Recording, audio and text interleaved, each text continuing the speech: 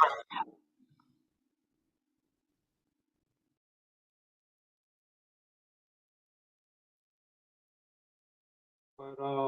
good evening, everyone. Tonight, I wanted to teach a class about craving, titled Mastering Craving. Um, First, got to get into our stack. Got to read our stack.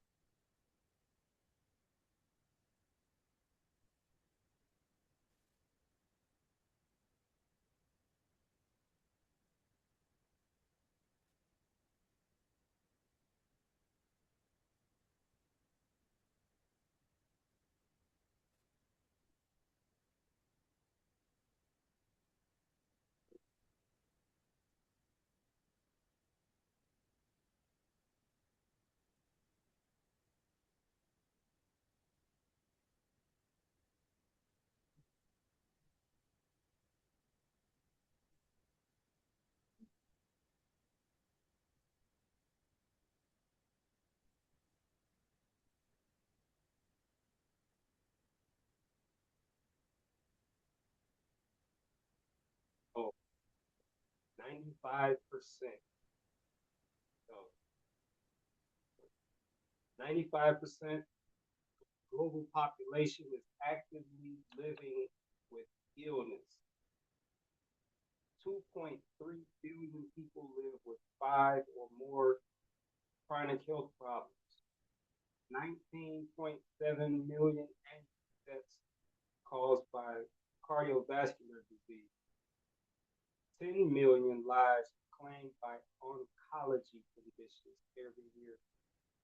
20 million new cancer diagnoses are recorded annually. 3 billion plus individuals struggle with neurological disease. 2.5 billion people are clinically overweight or obese. 1.5 billion individuals live with chronic liver disease. 850 million people suffer with chronic kidney disease. 800 million individuals are actively fighting or suffering from diabetes.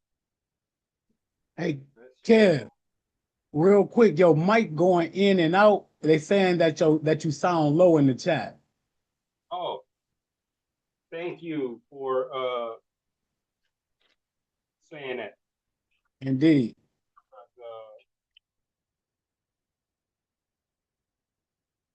My mic not even hooked up. Shit, let me oh man, I'm tripping.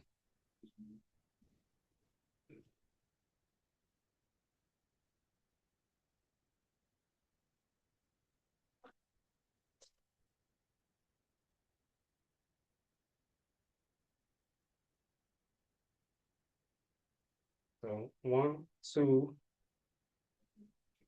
Is that any testing? Mic check, mic check. That's much better, Kev. Okay, cool. All right. Um, do it over. 95% of the global population is actively living with illness. 2.3 billion people live with five or more chronic health problems. 19.7 annual deaths caused by cardiovascular disease. 10 million lives claimed by oncology conditions every year. 20 million new cancer diagnoses recorded annually. 3 billion plus individuals struggle with neurological diseases. 2.5 billion people are clinically overweight or obese. 1.5 billion individuals live with chronic liver disease. 850 million people suffer from chronic kidney disease. And 800 million individuals are actively fighting or suffering from diabetes. And again, that just lets you know that shit, how serious eating bullshit is, how important it is to eat real food, right? I don't know why people like, why not people, but why we in general just think it's okay to not eat real food.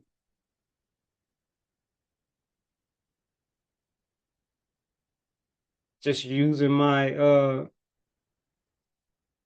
analogy again about this, like you would never put fake gas in your car,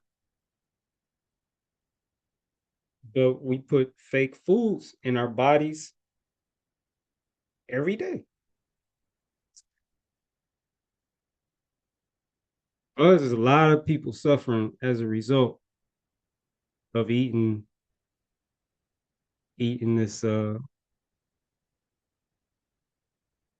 these products that are not food at all.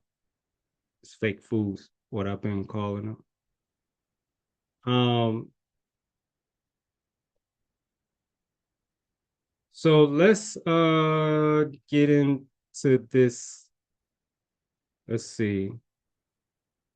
Let's get into this class. Okay. Called Mastering Cravings.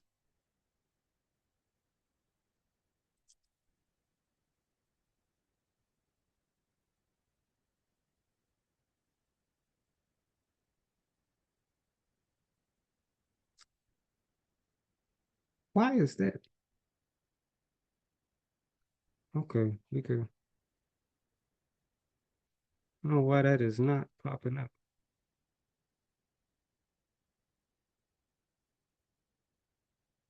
Mastering Cravings. The science, the mindset, and practical tools to regain calm control of your impulse loops.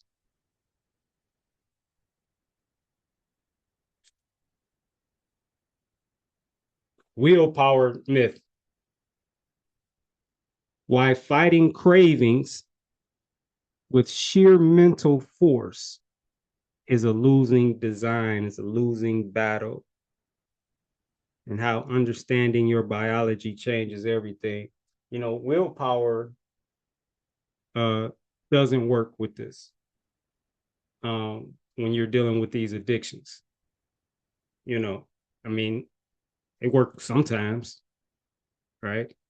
But you can't maintain off of willpower. That's not gonna cut it. The addictions are stronger than willpower. You have to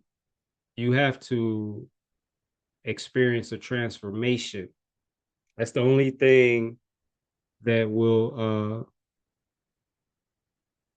empower you and allow you to get free and stay free. You have to just become a different person than who you are now.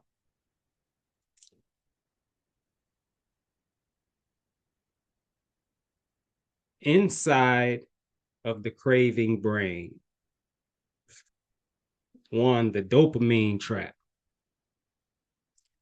Cravings are memory loops, not physical needs. Your brain detects a familiar environmental cue, anticipates a sudden surge of neurochemical reward, and commands you to repeat the behavior. When stress is high, your prefrontal cortex, your logical brain, goes offline. Your primitive survival driven limbic system takes over, demanding instant relief from discomfort.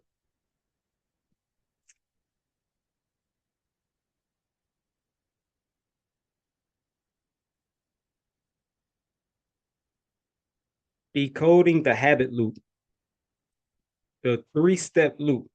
To interrupt the craving, you must first map out how it operates. in real time. So first there's the cue, which is an environmental trigger, a time of day, sudden uncomfortable emotion. The trigger could be virtually anything. Um, the routine, the automatic physical action that you take to seek relief, which in like many cases is eating something, drinking something. The reward is the short the short-lived sensory hit, that dopamine hit that reinforces the routine.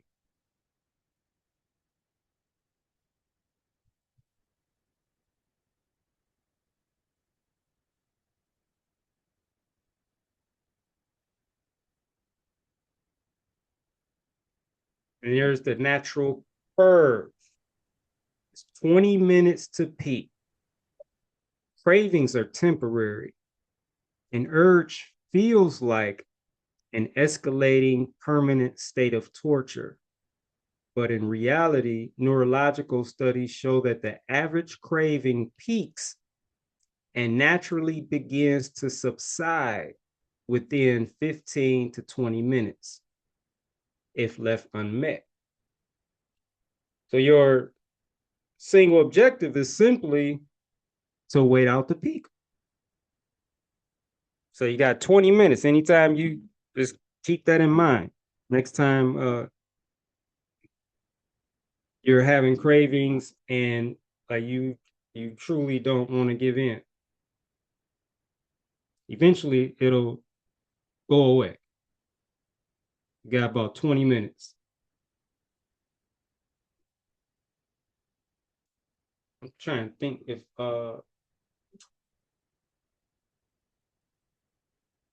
I've had I don't know, you see. I've had some cravings last longer than that. So, but uh generally speaking, like my case, the case that I'm thinking about, that was like just an extreme case. But yeah, generally speaking, I've never like really paid a whole lot of attention to that though. Urge surfing. It's a mindfulness based strategy to sit with physical discomfort safely without succumbing to automatic reflexes. Been talking a lot about just sitting in the discomfort, like whatever that is, just sitting in it, not running from it, not numbing from it. And there's the RAIN protocol. Recognize, observe the impulse without immediate reaction, mentally label the sensation. Here is the urge to reach for something sugary or some fake food. Allow, give the feeling. This is a pretty strong one right here. Give the feeling permission to exist. Trying to crush or fight it only heightens nervous system reactivity. Let it sit. And that's I remember doing that one time with depression. I was feeling depressed about something, and I decided to just sit in it and, and just feel everything associated with it. And when I did that, the depression literally left. Like I had started enjoying the feeling of depression, everything I was feeling, um, just as like an observer and not attached to it, um, just like a witness or something. But and yeah, I was just sitting in it. I'm feeling it. I'm just kind of, like watching it. And it left. And it blew me away because I was enjoying it so much. I didn't want it to leave. And when it left, I tried to bring it back and I couldn't bring it back. Like I tried to think of shit that would bring it. I couldn't bring it back. So yeah, that's that's that's a powerful, that's powerful. Then investigate. Explore your physical body. Is the craving sitting as chest tightness? How is the craving manifesting exactly besides um,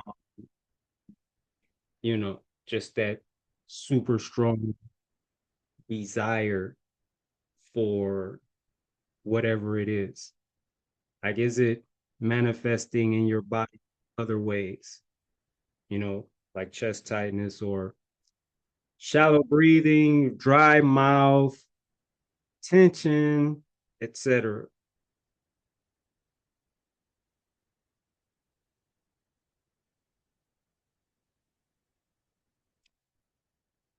Tool number two, environmental friction. Prioritize hydration. Mild dehydration directly mimics metabolic sugar cravings and hunger signals. Maintaining baseline hydration keeps your regulatory nervous system balanced, neutralizing false craving alarms before they start.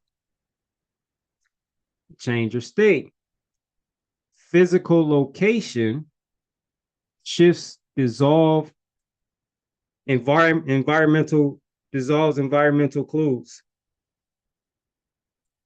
Let me say that again. Physical location shifts dissolve environmental clues. Walk away from the kitchen, stretch or step outside or breath, fresh air.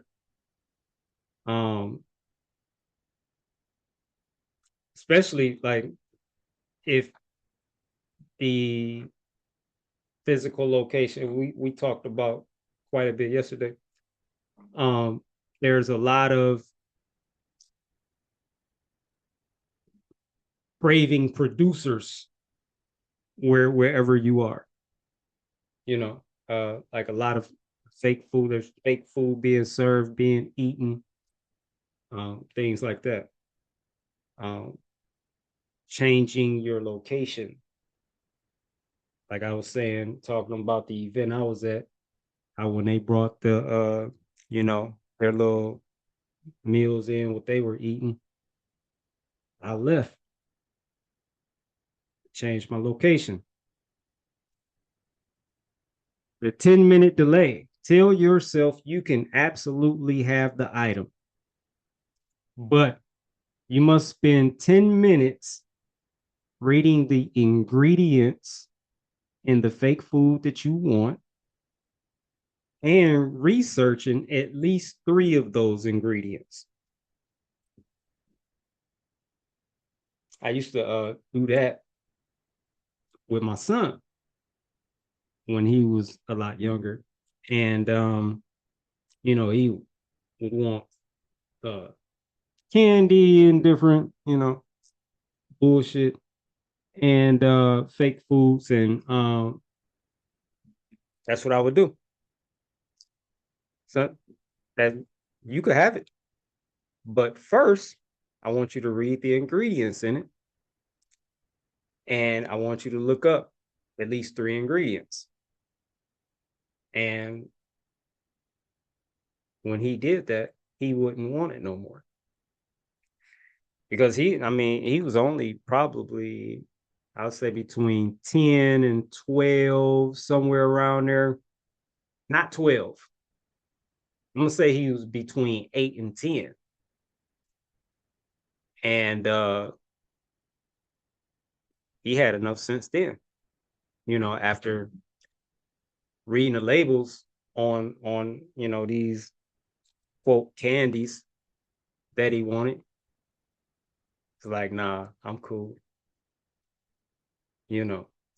So yeah, that's a powerful one too. Curiosity over combat. Cravings thrive in the dark of automatic habit. Shining the warm light of curiosity upon them is their natural kryptonite.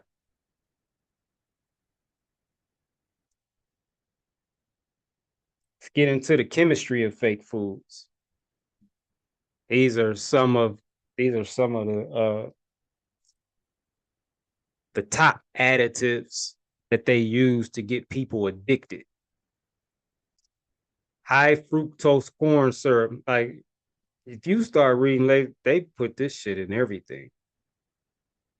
High fructose corn syrup bypasses. Hold up. I meant to look this up earlier.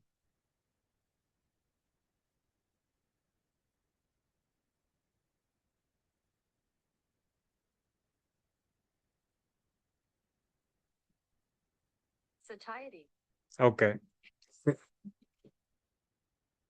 Bypasses your natural satiety hormones, leptin, leaving your brain feeling perpetually starved and driving constant cravings for quick energy. Start paying attention to labels, and you'll see how many things they put high fructose corn syrup in.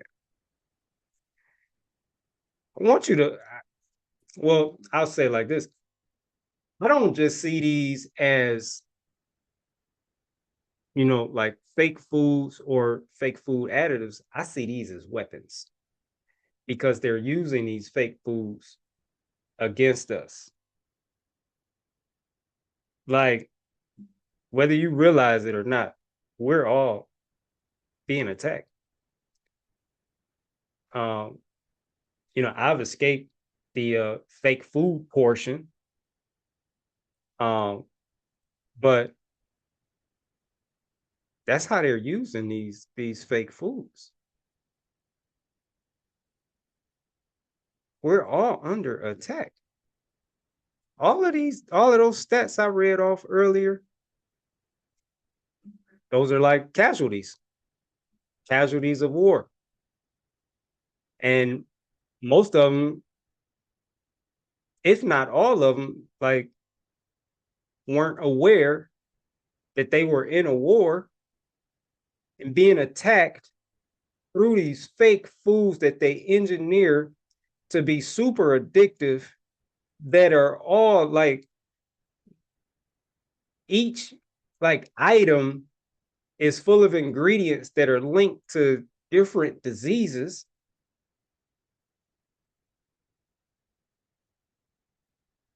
And almost the entire population is suffering from health problems as a result.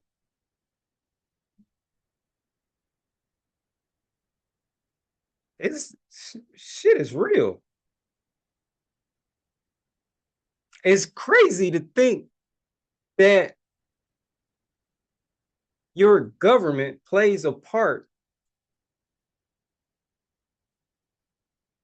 in getting you hooked, like turning you into addicts, getting you hooked on these fake, engineered to be addictive non-foods that they know have links to cancer, heart disease, different diseases. They already know. Like, before they put it on the shelf, they know.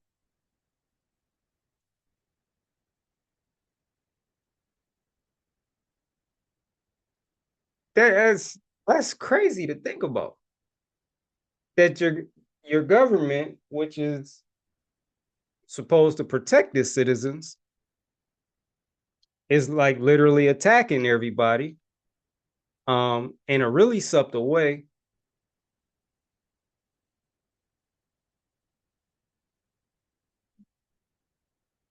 For the purposes of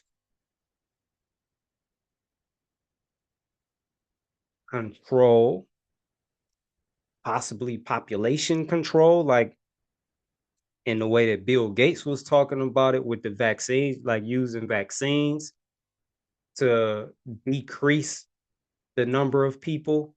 Like I'm talking about like in it in that way, definitely to continue feeding this fake healthcare system they got going on, because that system, it doesn't thrive without sick people. And the best way to, continue continuously feed it sick people is through these fake foods. You trick the people into poisoning themselves, into making themselves sick.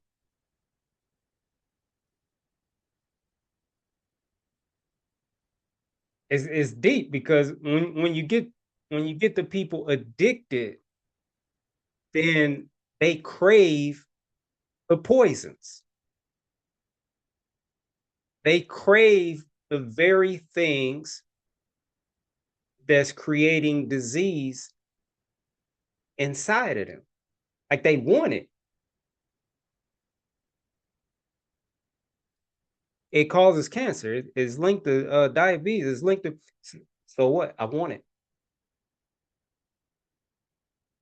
I actually heard, like, well, not heard, but this guy on one of my posts, I was talking about how flesh is linked to these different diseases. I created a meme, and in the comments, like, I don't know, there were several diseases on there, and then in the comments, this one guy, he just simply said, "It's worth it."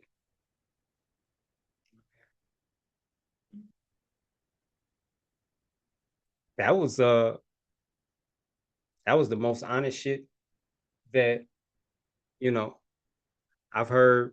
I've heard a person that eats animals say. It's like, I don't care. It's worth it. I don't care it causes cancer or like whatever. It's worth it. They've made it that addictive.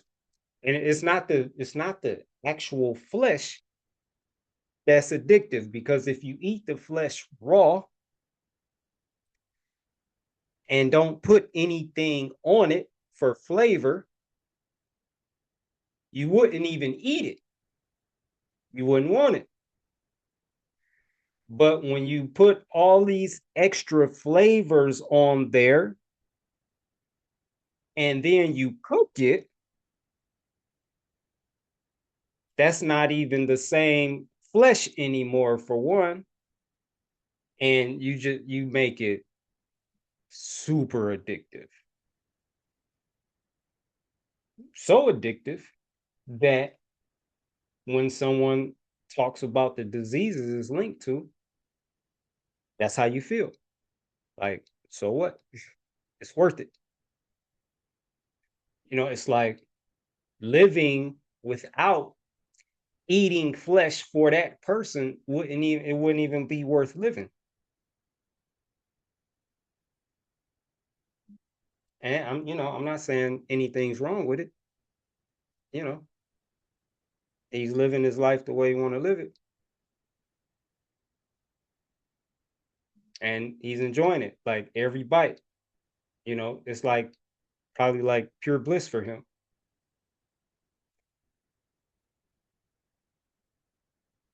Like I get that. I mean, I feel like I get that same thing eating fruits, but fruits are not linked to cancer or heart disease or like no disease. So, I just thought that was interesting how he was in full accept, like expressed, because I like you could see that that they're like that, but to just see someone express their full acceptance of whatever disease um, they'll eventually create in their bodies. So yeah, um, and that high fructose corn syrup, they put that in a lot of them sauces that they use to put on the flesh to make it even more addictive.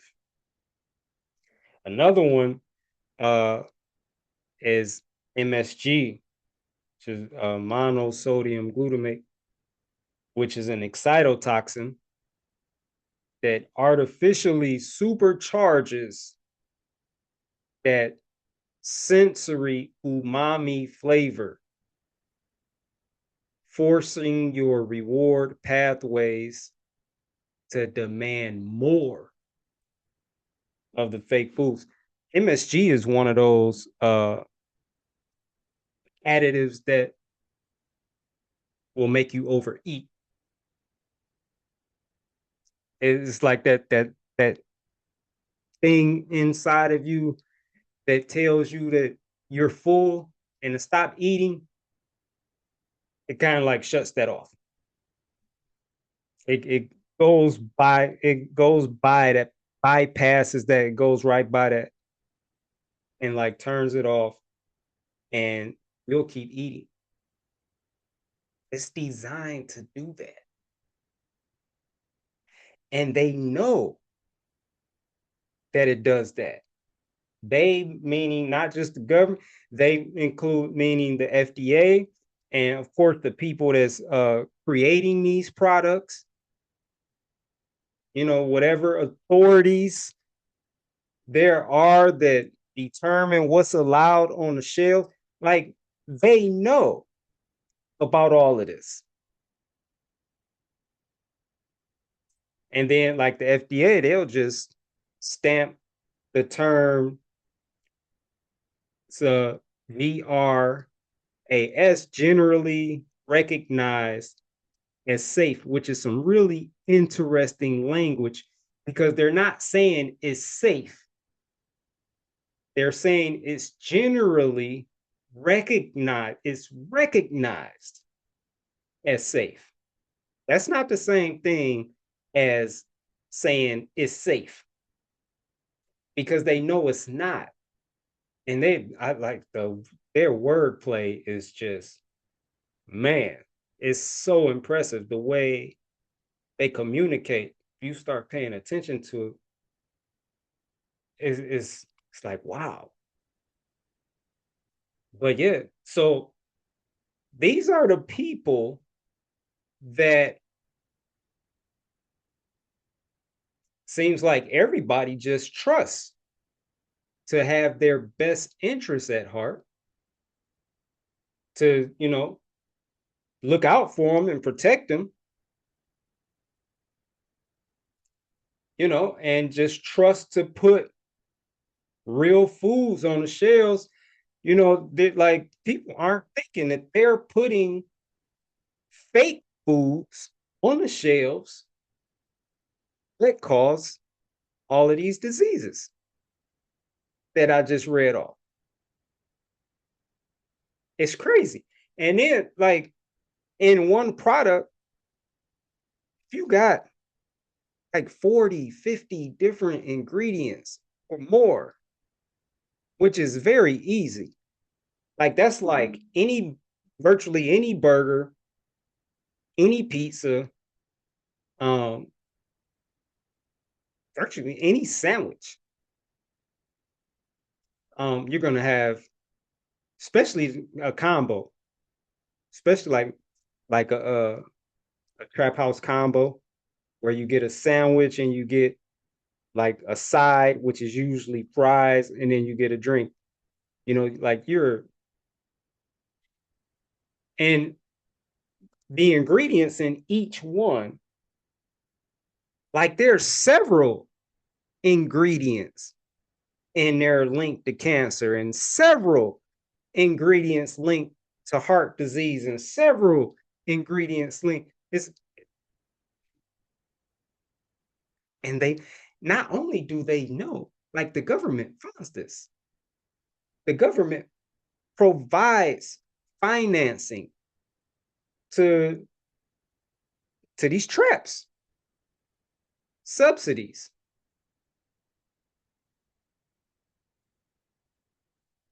The government's a part, like it's crazy. Like you can't afford to not read labels.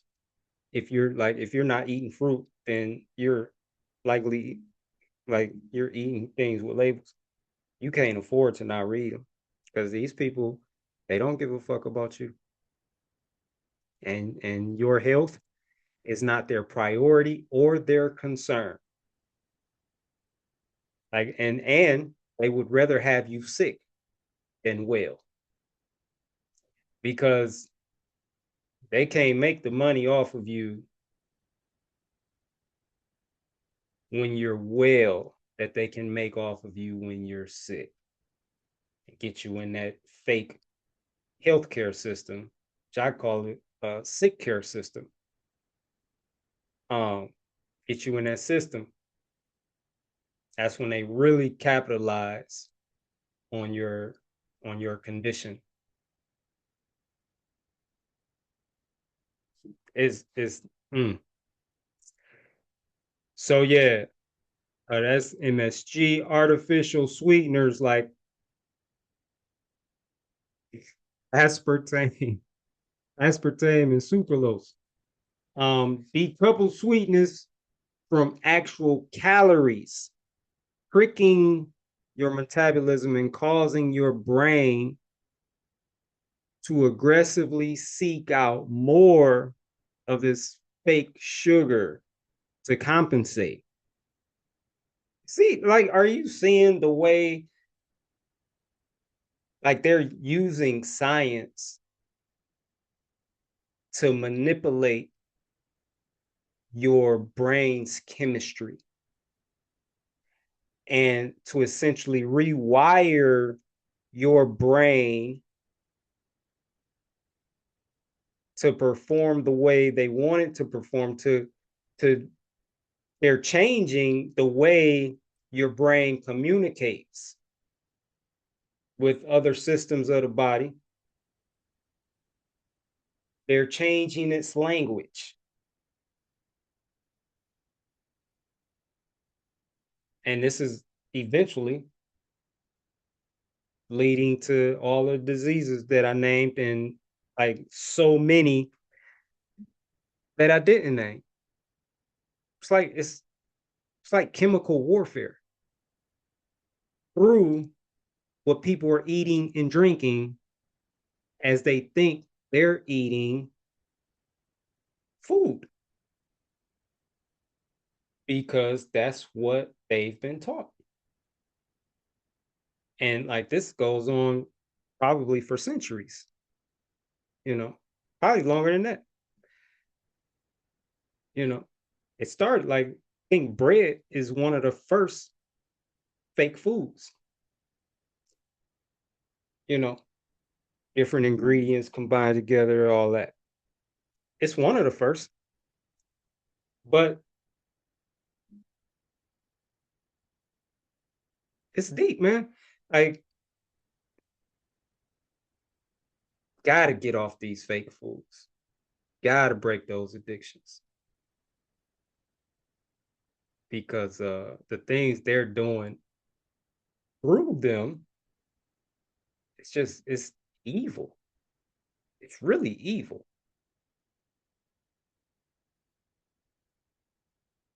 Um, hydrogenated oils and trans fats. These your heart disease, your cancer, like these are just bad. I mean, everything I named on here like is really bad, but geez. These hydrogenated oils and trans fats are designed to trigger your gut brain receptors linked to endocannabinoids, creating a highly addictive feeling. of mouthfeel richness. I don't know if you've ever heard that term mouthfeel before, but yeah. So like things that are fried, you start thinking about it's not even just things that are fried, but it's primarily things that are fried.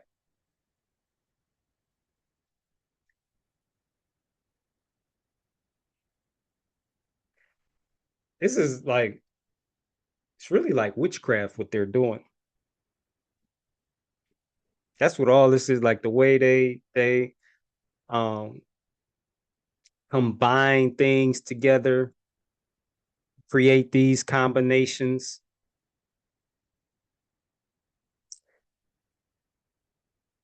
Yeah, it's it's really crazy.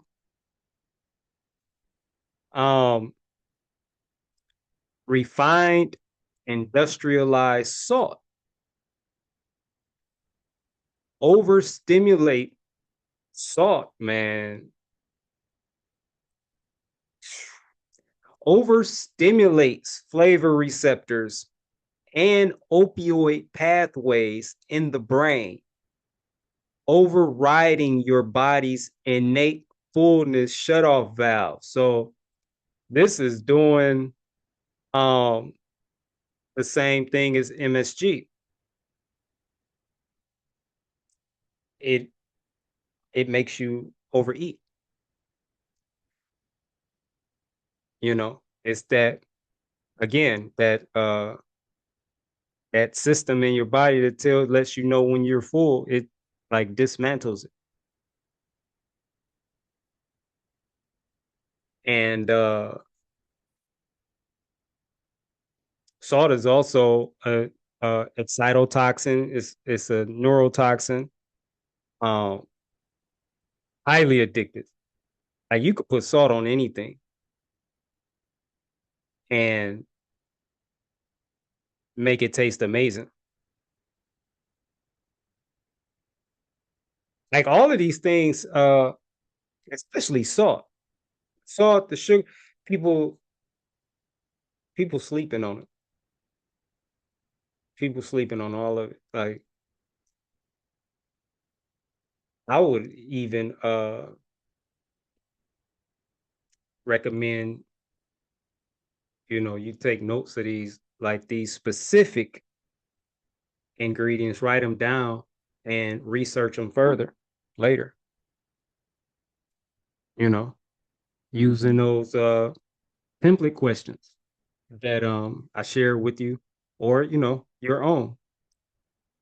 But high fructose, like why is high fructose corn syrup bad for me? You know, what does high fructose corn syrup do to the body? Why should I like you ask the same question in different ways and different you get like more of a uh say like a detailed answer. Like it's like you get different pieces of the puzzle each time to help you, form a complete puzzle, you know. But yeah, and then, you just switch the ingredient, you know, keep that same template question. And yeah, I would highly because recommend that because they put this shit in everything. Anything you're eating with a label has at least three of these items in it. At least three of them. You're gonna always have the artificial sweeteners. That's in everything. Which high fructose corn syrup is an artificial sweetener. That's more from what I've seen. That's more in like sauces, um, and beverages, things like that. Uh, but it's still an artificial sweetener. Um, but yeah, salt is in virtually everything. monosodium glutamate, which is like a form of salt, like a type of salt, is in nearly everything. And often you have both of them in the same product. And then of course you got the artificial sweeteners, whether it's sugar or um, aspartame or sucralose. Uh, like there's so many. So yeah. Um, why we crave them? Why do we crave sugar and sweeteners? Now, keep in mind when I'm saying sugar, because a lot of people think fruits contain sugar. Sugar is man-made. There's no sugar in fruit. Sugar in its if you want to call it sugar, in its original state is a liquid. You know, like sugar in the sugar cane, for example, which is where like they extract this liquid and crystallize it and turn it into sugar and sugar beets.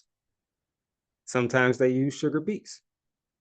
Um, but its natural state is a liquid. It's not like this crystallized product that they're putting in everything. So yeah, that's not in fruit. What they call sugar is not in fruit. It's important to understand that. Um, but sugar and sweeteners, sugar overstimulates dopamine pathways. Artificial options trick sweet receptors without delivering expected calories, prompting the brain to drive severe metabolic confusion and continuous cravings. And I would also like highly recommend you just dig deeper into all of this too. You know, these are just, brief little synopsises of each thing listed. But there's a lot more. And the more proof you know about, say like cheese, the more truth you know about it, the harder it's going to be for you to eat it naturally. So the same thing with all of this stuff. The more you know about it, just reading what I'm about to read about cheese, like that's a truth that you know. But that's not enough for you to lose the desire for it. That's not enough to have any power or impact in your life at all. Because again, like you have to be the only way you can be transformed. Remember, willpower is not going to do it. You have to be transformed. The only way you could be transformed is by renewing your mind. And part of renewing your mind is you have to stop listening to these idiots that don't give a fuck about you, tell you how to eat. Right. And you gotta go back to nature. Like what is nature teaching? Because all these people that are teaching us how to eat and what to eat and making things for us to eat, they all have agendas. They're all trying to get rich. Nature doesn't have an agenda. Nature It just reveals the natural way that we're supposed to be doing things, you know. Um, so I mean, of course you do what you want, but highly suggest that because all these people are lying. They're lying or they're telling like partial truths, or they're just, you know, not necessarily lying. They're just not telling you the truth either. They'll tell you because there's benefits. Like even if when something is bad for you, like there's likely like still some benefit in it, right? I don't know if anything is just all bad. It might be. I'm not saying it's not. I'm just saying, like, generally, there's, you know, like drinking cow pus, like, there's benefits to it. It's not 100% without any benefit to humans. There's some benefit, right? But then it's like, at what expense, though? Like, okay, so they'll tell us, even if it's just one benefit, and 99 side effects, they'll tell you the benefit and not say anything about the side effects. So they're not lying, right? They're just not telling you the truth either. And it's like, hey, they're gonna have to, you know, do that work on them, on their own. I'm not gonna provide the research for them. Like, it's like they're trying to sell products. So they're gonna tell you the good about it. And whatever the bad is, they're just not gonna tell you.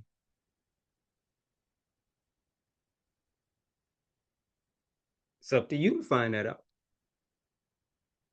And today, it's easier than ever to do with these smartphones. But yeah, um, so let's see.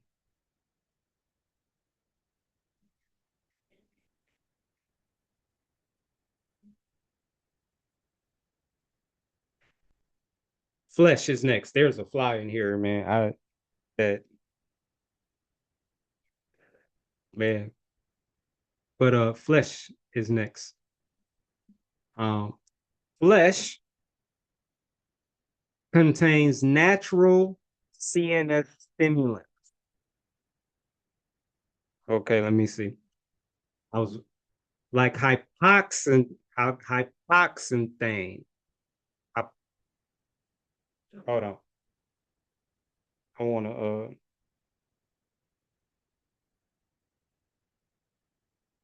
I used to know how to say this, but I haven't used this word in a while. So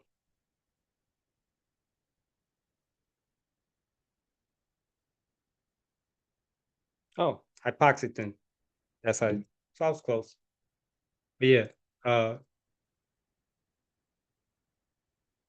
Flesh contains natural CNS stimulants like hypoxanthine and concentrated glutamic acid, which is natural glutamate. This frees up excitatory pathways, creating a subconscious drive for intense umami sensations. Flesh is highly, I don't, flesh is highly addictive. But again, um, these stimulants and the umami flavor, these things are created when you cook it. If you eat it raw,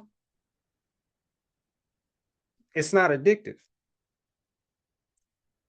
Like when you put fire, it's like it activates certain chemicals in the flesh more than just these uh right here. And like I said, yes, it becomes a different product. It's not the same thing anymore. Heat genetically modifies whatever, you're cooking. And so, yeah, like, but people not gonna eat it raw because we're not flesh eaters, and it would be like really nasty, horrible tasting. There's no flavor, you know, people wouldn't enjoy it. So when you do all of these things to it, it's like that's why you got people like who I was telling you about earlier. That on the post where I'm talking about flesh being linked to, I don't know what it was, like cancer, uh several different types of cancer, several different types of heart disease, diabetes, and just this list of different conditions. His response was, "It's worth it." That's how addictive it is. So, and I mean, if you follow me and you ever go in the comments on my post, when I talk about flesh, those those flesh eaters, they be in there going crazy. It's like shaking up a beehive or something, you know. Like I be having hundreds of comments, even thousands of comments sometimes on my posts. And that's that addiction. That but yeah. So that's those are like a couple reasons why flesh is so addictive. There's more. Um, we talked a little bit about salt. It says crucial for ancestral survival, but highly processed today. Sodium activates opioid and dopamine pathways similar to drugs, causing us to override satiety signals to seek it. I feel like I fucked that word up, but I know it. But yeah, um, but yeah. So and that's salt.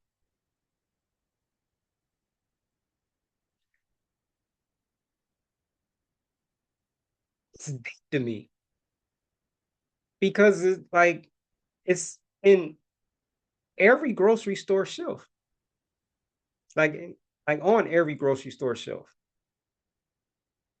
It's they put it in everything. And again, this is just a little like this isn't like exhaustive research, obviously. It's just a little bit.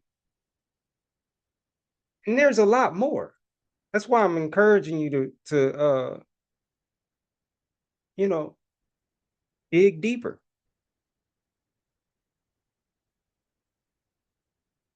These are regular, like everyday things that most people like give no thought to. People think sugar is a real food. Like they market it that way. Like if you look on a bag of sugar, like a lot of times it'll say real sugar. That's not a real product. It's like crack. It was real when it was in the sugar cane or when it was in the sugar beet in its liquid form. That's when it was real.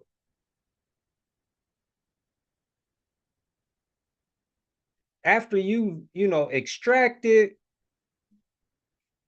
it's highly processed, you crystallize it. That's not that's not real. There is no such thing of real sugar.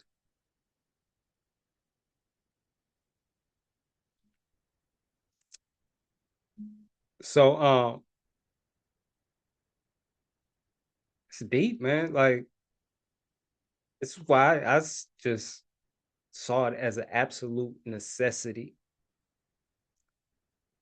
to get myself free from the addictions to these fake foods. So like you don't even got to get deep into the research. You could just look up the basic stuff like salt and sugar and flesh.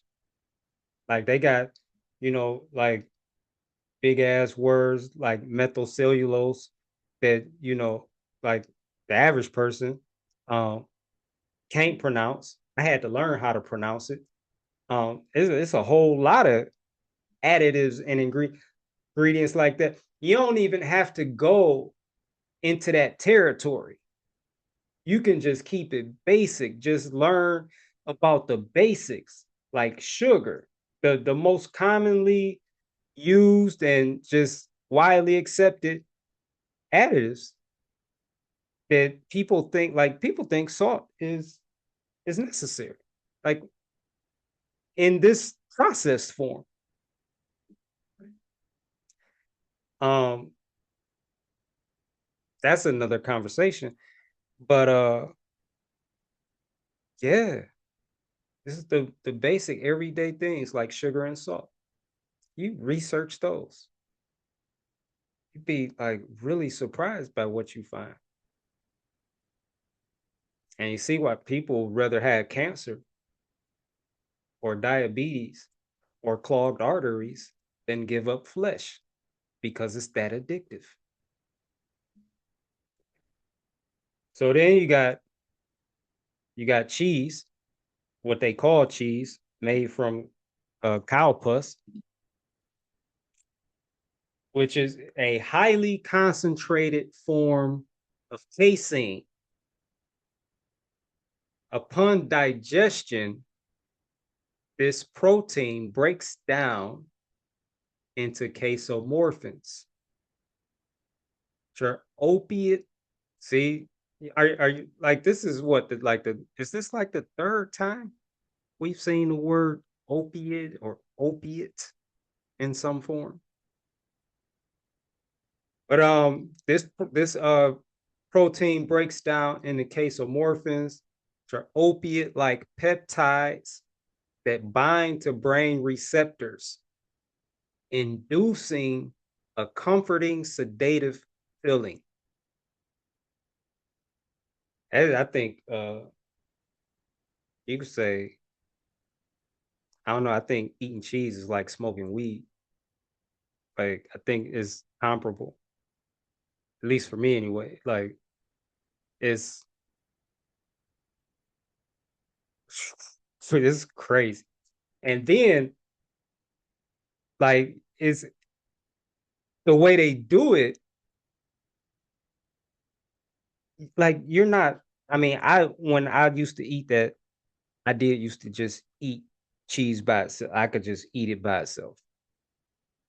Like, but generally speaking, like in these products, in the products that have cheese, you also have salt and you also have sugar. You also may have some high fructose corn syrup. You like you see what's going on? It's not just one addictive substance in these different there are several. This is why these addictions are so strong. I don't know, it would be like, which people did. I know people do. I mean, they used to, they did. When I was in the streets, they did. Like what they called these preems. They put they buy crack, buy like a rock, buy some weed, roll it up in a blunt, and roll the weed up, and then they'll take the rock and they'll break that rock up and sprinkle it in with the weed. So they're, smoking two drugs at one time. These fake foods that they're creating, it's like smoking weed and crack and meth and fucking snorting cocaine and shooting heroin, like all at the same time. Because there's several addictive, like highly addictive substances in this thing. That's why Lisa, if you look it up, uh I don't know, you'd have to like train your Google to look it up the way I would look it up, which would be uh what's the most addictive fake food, right? Um and all you gotta do is like you just gotta explain to Google what you mean by fake food. Um but for I don't know how many years, it's always come back as pizza. That's always been number one. And then when you look at the like the just the makeup of a pizza, you got the dairy or the cheese, the cow pus in the form of cheese. And you got the salt and you got the MSG and you got the sugar and the artificial sweeteners. And depending on like if you get it like I get, you got the flesh, you know, and a lot more. Um, this is why these uh fake foods are so addictive. Even in something like with less than 10 ingredients, like a pop. You got the high fructose corn syrup in most of these pops, especially like the Coca-Colas and the Pepsis. You got the high fructose corn syrup. Then you could have aspartame. The sugar-free, you'll have sucralose instead, which is a sweetener, artificial sweetener. And I don't know, they say it's worse than sugar. I don't know if that's possible because sugar is like really bad. You should you should definitely do a little digging in the sugar. It won't even take long. Again, just use those template questions. Why is sugar bad for me? What does sugar do to the body? You know, and from there, with it, like you're not gonna just get answers, but you're gonna get it just gives you more information that will take you deeper into these truths about sugar if you want to go deeper. You know, it like helps you do the research, give you suggestions, you know, tell you what other people are asking, you know. Um, it's diabolical. It it really is. So again, this is why these products are so addictive because it combines all of these different highly addictive substances together and you're eating it or drinking it all at one time.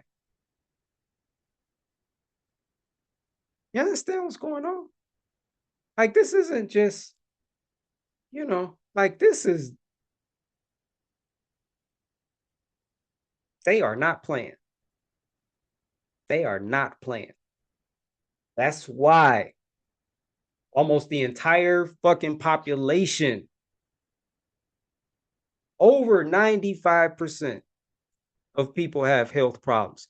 And about a third of the population, which is about 2.3 billion people, are suffering from at least 5 different health conditions, health problems. At least 5.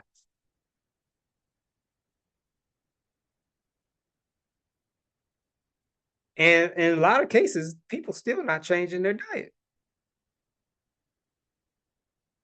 That's how addictive this stuff is.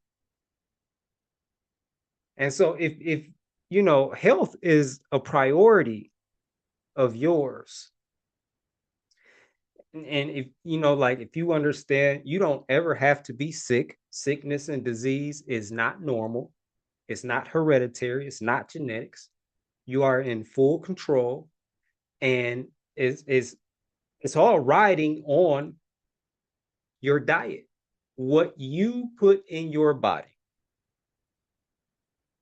And so this shit, you know, if it's not fruit, you just eating drugs. It's like you're eating edibles every day, but like much stronger edibles, with edibles not just with weed in them, but with several addictive drugs in them. Like these are drugs. Saying this is not food. Sugar is not food. Salt is not food. Flesh is not food. Cheese, the high fructose corn syrup, like this shit is not food. And then on top of that, like they don't just carelessly mix this shit together, they study it. And so they can come up with like the perfect ratios to maximize, you know, like taste and flavor and addictiveness. I think this is what this is the science. This is science. This is how science, a lot of it anyway, is being used. They have what you call what they call food scientists, but they're not food scientists because they're not doing things with fruits. They're fake food scientists. And you understand the agenda is to get you addicted, to turn you into an addict. That's the agenda. All these people that the average person trusts, you know, in positions of, you know, like authority, government, like whatever, trust to look out for them and take care of them and, you know, protect them, like all this. These are the people doing this. And they're doing it on another level. Like I so yeah, I mean when you got people don't give a fuck about being healthy no more. That's where it's at. Like I seen that shit. I've told this story before. You might have heard it, especially if you've been in any of my challenges. Um, but I'm watching my mom like with this shit. Like she's so addicted to the things that she eats, the fake foods that she eats. Um, shit, I took her to a herbalist one time because she was complaining about pain in her hand. Like I don't know, it was pretty bad. So I took her to a herbalist and told him the symptoms, and he recommended like a herbal prescription, you know. And you know, the herbalist, of course, like his store was just full of herbs. Like his store was like the pharmacy. It's just full of herbs. And like every kind of herb you can fucking imagine was in there. And so boom, there's your prescription. You know, it was like a recipe with instructions on how to make it and all that. And she was cool with that.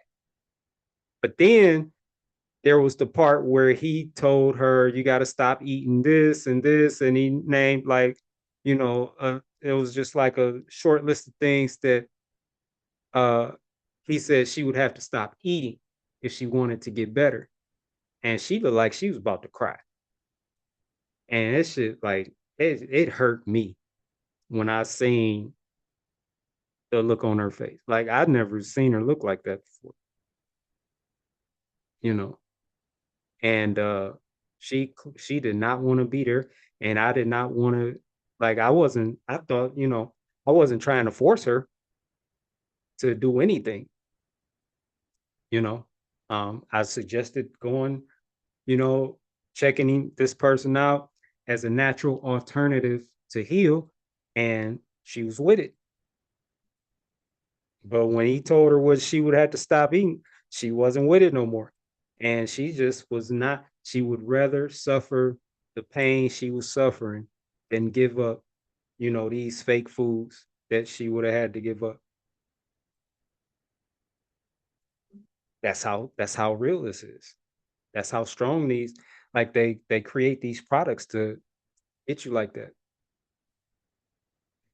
It's like, well, you could just put these hydrogenated oils together with salt, like chips, like Lay's, for example. Like a bag of Lay's don't have a lot of ingredients. Them oils and their salt on the potato. Them shit's addictive as fuck.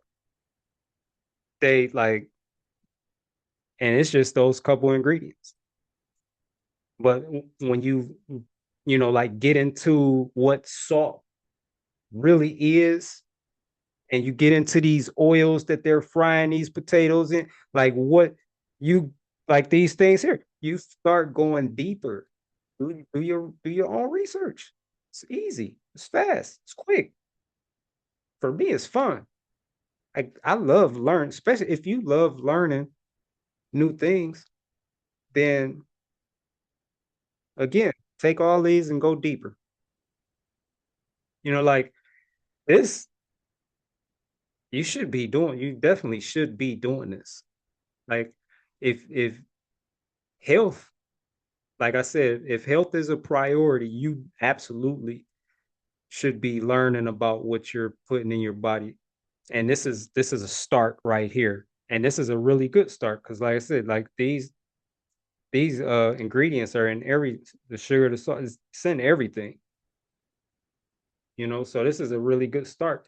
The cow pus, you got the oils. So yeah, but it's deep, man. Like this is shit is real. The shit is real. We're fruit eaters. We are fruit eaters. Fruit is real food. It's the foods that we're supposed to eat. All this extra shit is, it's like, again, like I said, like chemical warfare. They're attacking everybody with this bullshit. So yeah, um, so I did cheese.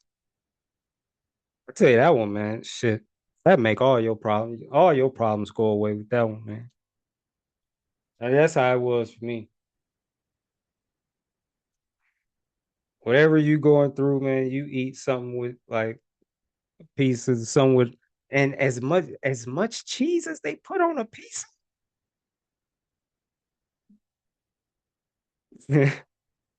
Man, when you know about this shit, man, you know, it's just mind blowing. I went through this period where it was like, there's no way the government would do that. There's no way the government, and just trying to like, the government wouldn't do something like this. Like this, you know, and they would. Not only they would, but they do. They've been doing it a long time.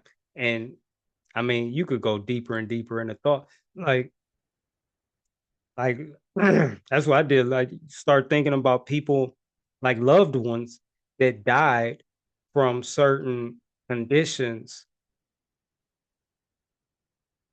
Credit that to the government. Or,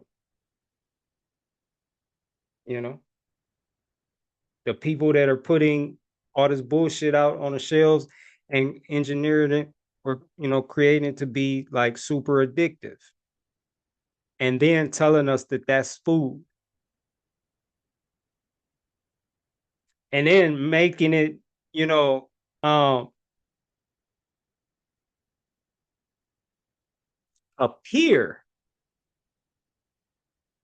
like it's good for us, and by like they'll take something that's just really bad for you, and then um they'll put like 100% vitamin C, or your daily vitamin C, or like they'll find something good about it and put that, like blast that on the package real big so you see it, and it kind of suggests that it's healthy. And most people don't even like reading labels is just not, it's just not common, you know. Um so yeah, yeah, you like I don't see this as an option. Like doing this is, this is one of the reasons I don't have cravings no more, because it's like, what the fuck am I craving? This shit is fucking deadly. The more I learned about all of it, like craving, like it don't even make no sense. Like when a craving comes, you just have a totally different reaction to like a craving attempt. As soon as like a thought enters your mind to eat a certain, fake food, when you're armed with like a deeper level of knowledge and truth about it, right? Like essentially knowing that product inside and out, knowing about all the ingredients in it, and the potential, the side effects of all the ingredients, the diseases they're all linked, like knowing that product at that level. When a craving try, like it has no chance. Like you don't need discipline. You just need to know more than you know right now. You need more truth. You need more truth. If you're not getting, like, if you're still struggling with cravings, you need more truth. Like, that's a sign that you need more truth. You don't have enough to fight the battle you're fighting. That's what that communicates. That's what that lets you know. So you need to,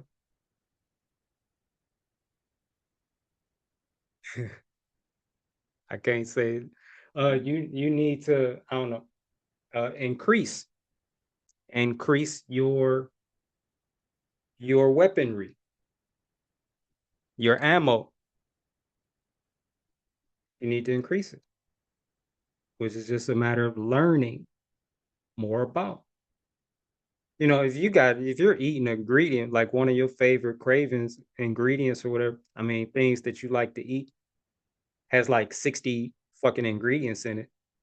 Like there's plenty there, for you to study and learn. And you go through all of that and you learn the truth about all of that. And whatever it is not going to just apply to that product. It's going to apply to a lot of other products, because they use a lot of the same uh, additives and chemicals, just kind of across the board and everything, like sugar. It's in. So the more you know, like you just get to a point where a craving don't even make no sense. Like it doesn't require anything to fight it, because you know so much about it. You have so much truth on it. If like the craving try to come, it's like, man, like shut the fuck up, get the fuck out of here, and that's it. It's over. So at the root of all of this is, if health is a priority and you're wanting to get free from addictions and you've been having problems with cravings, that lets you know that you don't have enough proof to fight these battles that you need to fight. And you need to, like I said, you need to increase your artillery. And I just told you how to do it. And it's really just that simple. It's like, say if you were eating, somebody was giving you a just say they called it a sausage patty. And it was like a big ass sausage patty. Looked like a flesh burger patty, right? And the whole time you're eating it, you've been eating it for like 6 months. It tastes amazing, right? Because the seasoning is on point, all the flavor they add to it, and the way it's like everything, the salt, everything, it's so on point. It's one of your favorite things to eat. And, woo, woo, woo, woo, woo. And then one day you find out that what you thought was a sausage patty is a shit patty. Like it's a literal shitty patty. It's literally shit.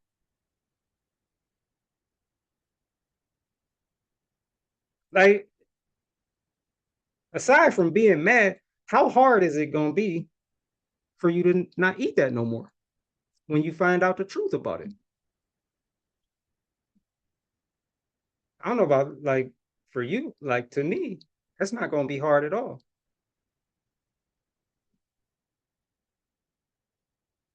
Because I know what it is now.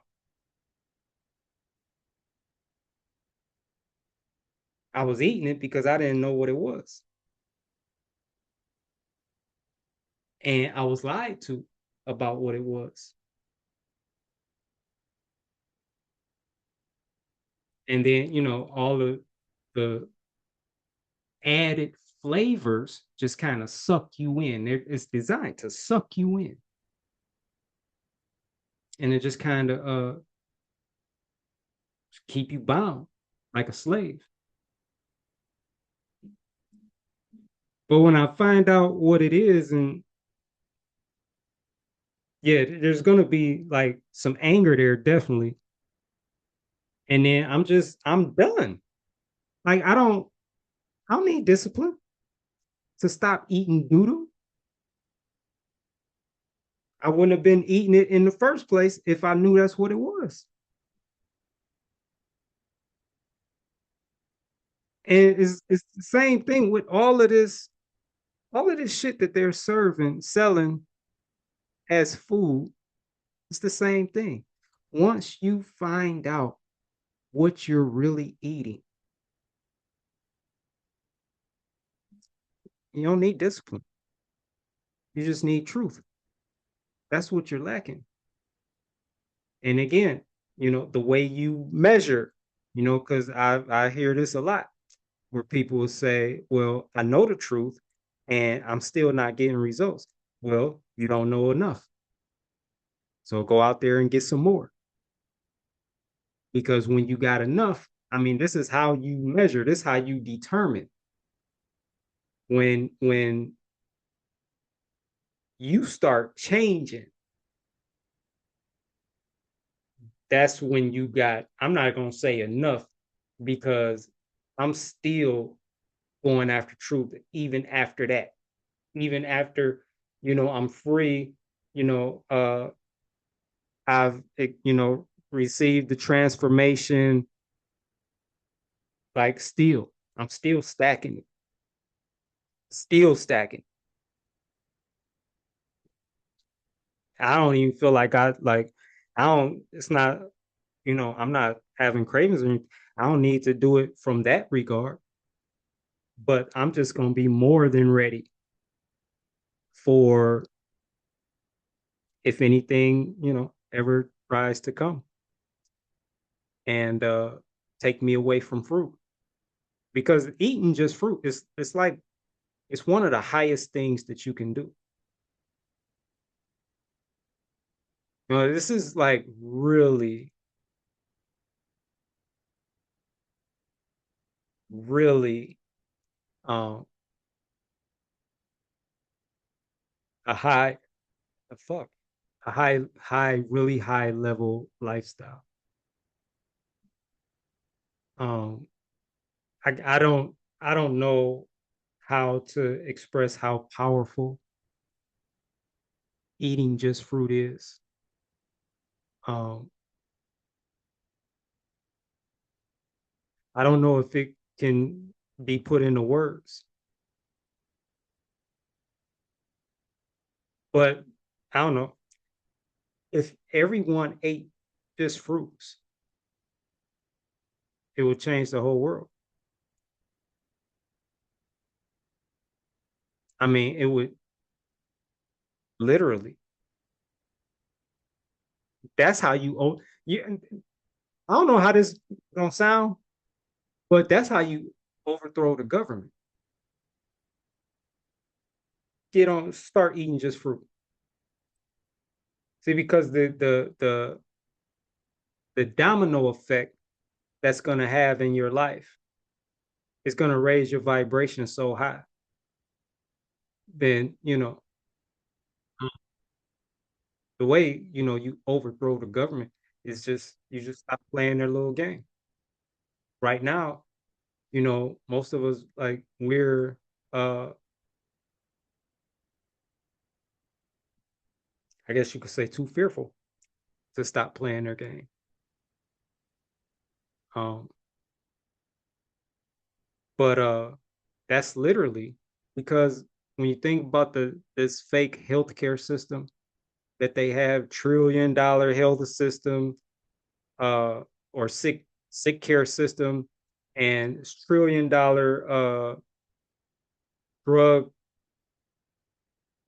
manufacturers they call big pharma. Um, these things exist because we're eating the wrong things.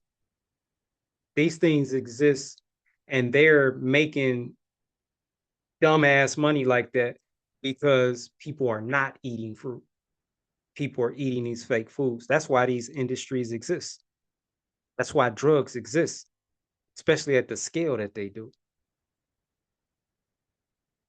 Um, I don't know if y'all care about this, but a lot of people do. The slaughtering and it's very important.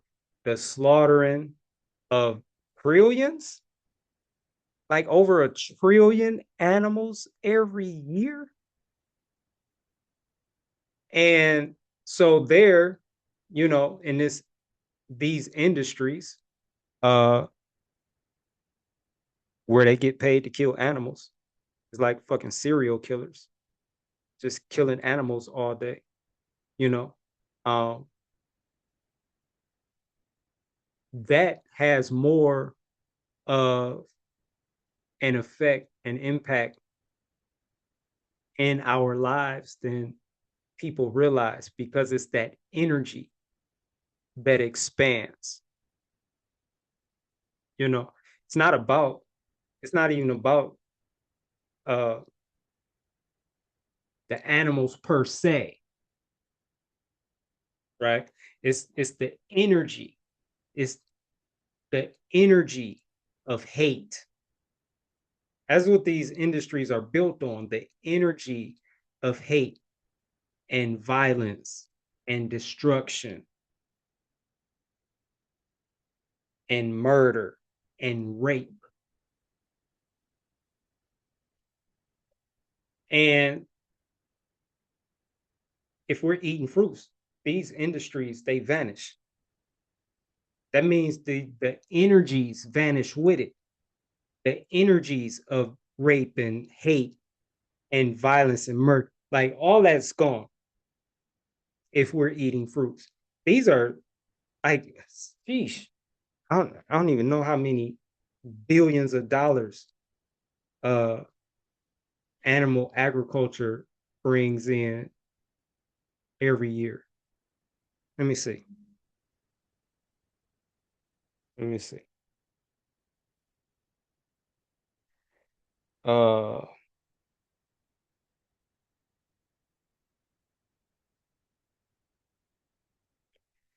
Yearly, it's a 200, roughly $274 billion a year industry killing animals. And that energy of killing and raping and violence, the hate, it doesn't just stay in the slaughterhouse. When you allow that energy, then it spreads everywhere. I don't know if you're aware of this, but there are kids and humans being farmed just like these animals are. And you'll never hear no shit like this on the news. But there's a lot of shit happening that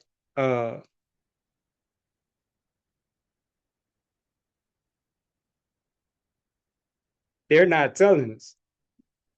I just say like there's a lot, and that's one of those things. Just like if you, I don't know how you feel about this, but like the adrenalized blood, that's a real thing, and it's present in the flesh people eat because it's impossible to eliminate all of the blood from the flesh. And these animals, the adrenalized blood, it's all about putting the person, or like in this case, animal, in extreme terror and then draining their blood. And the blood becomes adrenalized because of the terror, the fear, and that they felt. And I don't know, whatever they say is supposed to do, keep you young or whatever, but it's supposed to have some like really amazing benefits. I'm just saying, same thing in the flesh. All that disappears if we're eating the way we're supposed to eat. And then the whole dependency upon this wicked, corrupt ass government for our food disappears. And one of the reasons, it's probably the only reason, that they want to control the food. It allows them to control us when we have to go to them and depend on them to eat. They got us eating fruits. You escape that. You start growing your own food, right? And then enough of us are doing it, and we're all growing our own food. We have our, like community, and like we're bartering with each other, and we're self-sustaining, but we're not depending on a government to provide um our food, to feed us. You know how many industries collapse by doing that? All of these fake industry, fake food, and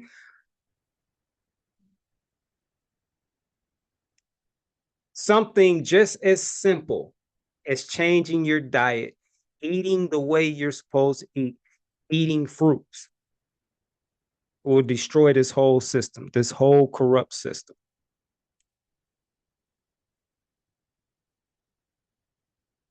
It's really that simple. That's how powerful aligning with your natural diet is. That's why if you're paying attention, they fight really hard to keep that to prevent that from happening. Now I was just talking about I was at the mall um a couple days ago working, and I wanted something to eat. And they got like tons of traps in the little fake food court they got. I couldn't go to none of them and buy fruit. I couldn't get no real food anywhere. You know, all these traps, like outside the mall, all these traps, they're everywhere. I'm driving down the street, they're everywhere, both sides of the street. I can't go in any of them and buy real food, buy fruits. Then you got the little convenience stores, you got the gas stations selling these fake foods and selling the rotten flesh and all that. And I mean, none of them sell fruit. Like, why are there so many places set up serving us these fake, engineered, highly addictive, disease causing products, calling it food? It's crazy. It's everywhere. Everywhere. Like for me, like just seeing the sheer numbers of all of these traps, and so like just everywhere I go, it's like it's something else going on here. This is not just about, you know, uh providing, an atmosphere to eat. There's something much more sinister going on here. It's evil. They're all traps. They're fucking everywhere. Like it's crazy. That whole industry would be shut down if we was eating fruits. We could do so much damage to this corrupt, wicked, evil society. Like we could do unimaginable damage just by eating fruits. Our health is gonna be better. We're gonna thrive. We're gonna like the weight is gonna fall off. The diseases, you know what I'm saying? You start reversing diseases naturally. Um, you'll gain clarity. You'll be able to see things through for what they are. You'll be free. Your vibration will be so high. It's like you're not playing the game no more. It's like, yeah, I don't play those games, man. You'll be able to see the bullshit for the bullshit. They won't be able to deceive you anymore. You're walking in proof. And we shut down this whole fucking, like I said, everything just by eating fruits. If enough of us did it. That is giving you an example of how powerful eating fruit is. So yeah. And then lastly, the combined synergy. Nature rarely, like think about this. Nature rarely combines sugars, fats, and salt together. There's no real food where all of that is combined. I don't even know I have yet to come across a salty fruit. I've never tasted a salty fruit. So, and I look at fruit like when I because I am, you know, so convinced and have no doubt at all that fruit is our natural diet and we are fruit eaters. I study fruit to like just studying fruit helps me understand even more what we're supposed to eat and just and you know my just observation of fruit. Um I remember just noticing one day like there are no salty fruits. Why are there no salty fruits? Obviously, we're not supposed to have salt. And this isn't something that I've like looked into, but like I noticed even having no salty fruits, um, and just not consuming salt at all. Say like if I sweat, my sweat it still tastes salty, which is really I don't know, maybe like I said, I haven't looked into this. Um, but maybe, like your body produces its own sodium. I don't know. But yeah, so um so regardless, there are no salty fruits. Um and I don't know if any well, fruits don't have sugar as it's talking about here. Um but yeah, you pay attention to just observe fruits, your natural foods, and it shows you what's natural. And then by seeing what's natural, you also see what's not natural. Um, Nature rarely combines sugars, fats, and salts together. Refined fake food manufacturing blends these three to activate hedonic hotspots in the reward center, completely bypassing the biological off switches. And there you have that again, which causes people to overeat. It doesn't just cause people to overeat, but it also causes the cravings.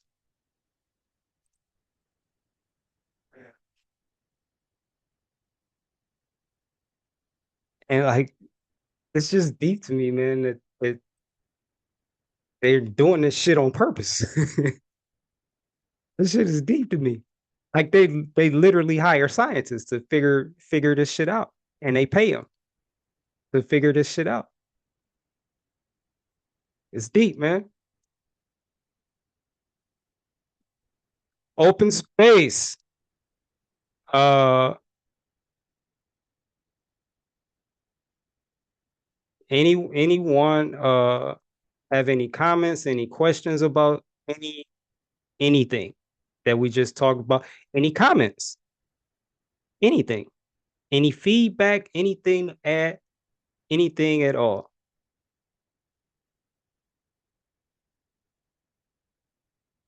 Yeah, I would like to say that All right, this so session, for future reference, the way we do it is we raise our hands, and then I do apologize. yeah, so it's cool, it's cool. Just saying for future, yeah. So go ahead. So I would like to say that this session was very enlightening to me. I did take a lot of notes. Um, I did do the research on the high fructose corn syrup, and that was one of the main reasons why I said, that I know that it basically affects the liver, from the research that I just found out or whatever. Um, it is amazing how the system is designed to keep us as being sick, right? Because, like you said, the majority average person has 5 different ailments. I think I fall into that category, and that's another strong reason why I'm trying to get out that loop. I'm trying to make those changes, and I notice the more I become aware. Uh, so like I had that crazy dream, and how the sweets was trying to attack me in my dream, right? Or trying to make me reach out for them in my dream, and I wouldn't reach out for them. I just realized, and I was telling a friend of mine because she was like, "Okay, how long are you doing this for?" And I told her, I said, "It's 21 days." I said, "But honestly, I'm going past the 21 days. This is going to be my new lifestyle." So she was trying to put a name to it. She said, "So are you going vegan or what are you doing?" I said, "Vegans still eat meat. Meat, not meat, but they still eat the other stuff, right?" I said, what I noticed from my body from these days that I've been doing it, um, and I would say 98% watermelon. I've had a couple of other fruits in there, and then maybe a 0.1% of something else. But I would say that since I've been doing it, I feel a lot healthier. I feel a lot better. I don't have a lot of mucus buildup. So, like you said, you was talking about the cheese. And cheese, like you said, you can eat it just out the bag. Um, Cheese is my thing. If I go get a taco, I'm like, okay, put extra cheese on it. One of the main dishes that has like a childhood memory attached to it is homemade mac and cheese.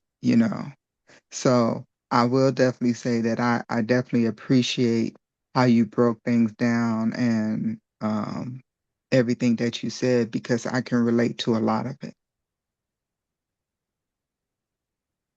Thanks for sharing that. And it made me really happy when you said that you had already started looking up high fructose corn syrup. Um, I was so happy to hear you say that. Um, I mean, that's I can't even tell. I can't even like really tell you why, but that's just the path. That's like the path to enlightenment. And you already started walking down that path, and the more you like, I'm telling you, the more you do that, that's the work right there. That's the work. It's not fighting the cravings. It's equipping yourself with the truth about the cravings.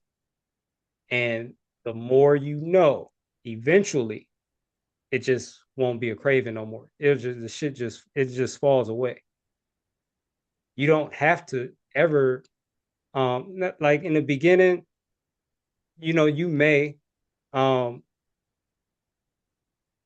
in my journey after spending like a good amount of time fighting cravings, I just realized I can't do this. Like this is not the way to do this. I'm not doing this every fucking day, fighting these cravings. Like this shit is hard. And I just stopped. I stopped fighting in that way. I watched her dismantle. So I stopped fighting in that way. And I started fighting by just accumulating the truth, just going out, searching for the truth, and just stacking truth, stacking, stacking, stacking, stacking.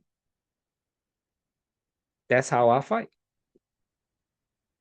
Like fighting cravings is like you'll win some. You're not gonna win all of them though. And this is too serious to lose any, and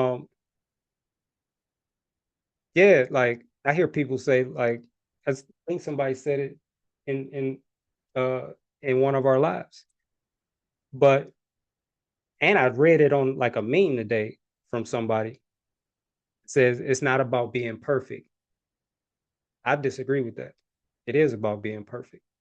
When it comes to what you put in your body, it's about being perfect um in eating real food.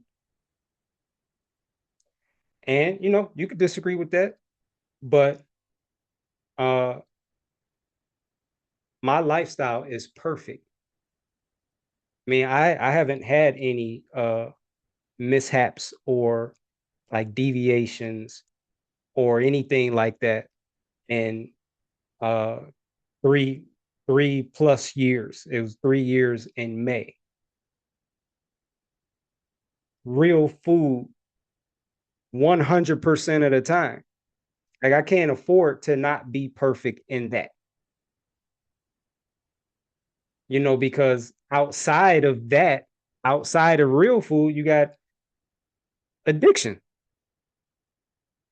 And addiction is not like it's not normally, it's just, you step outside of eating real food to eat this bullshit and you just gonna do it one time and it actually goes like that.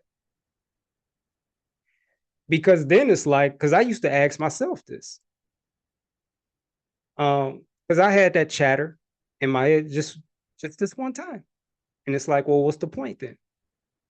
If it's gonna just be one time, it might as well not be no times.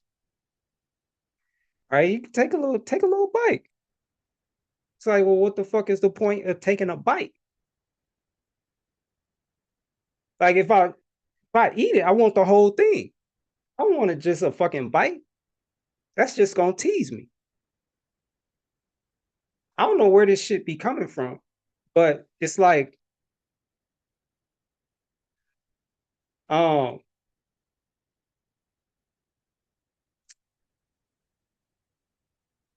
it's interesting, but it's like there's something in us that's constantly trying to uh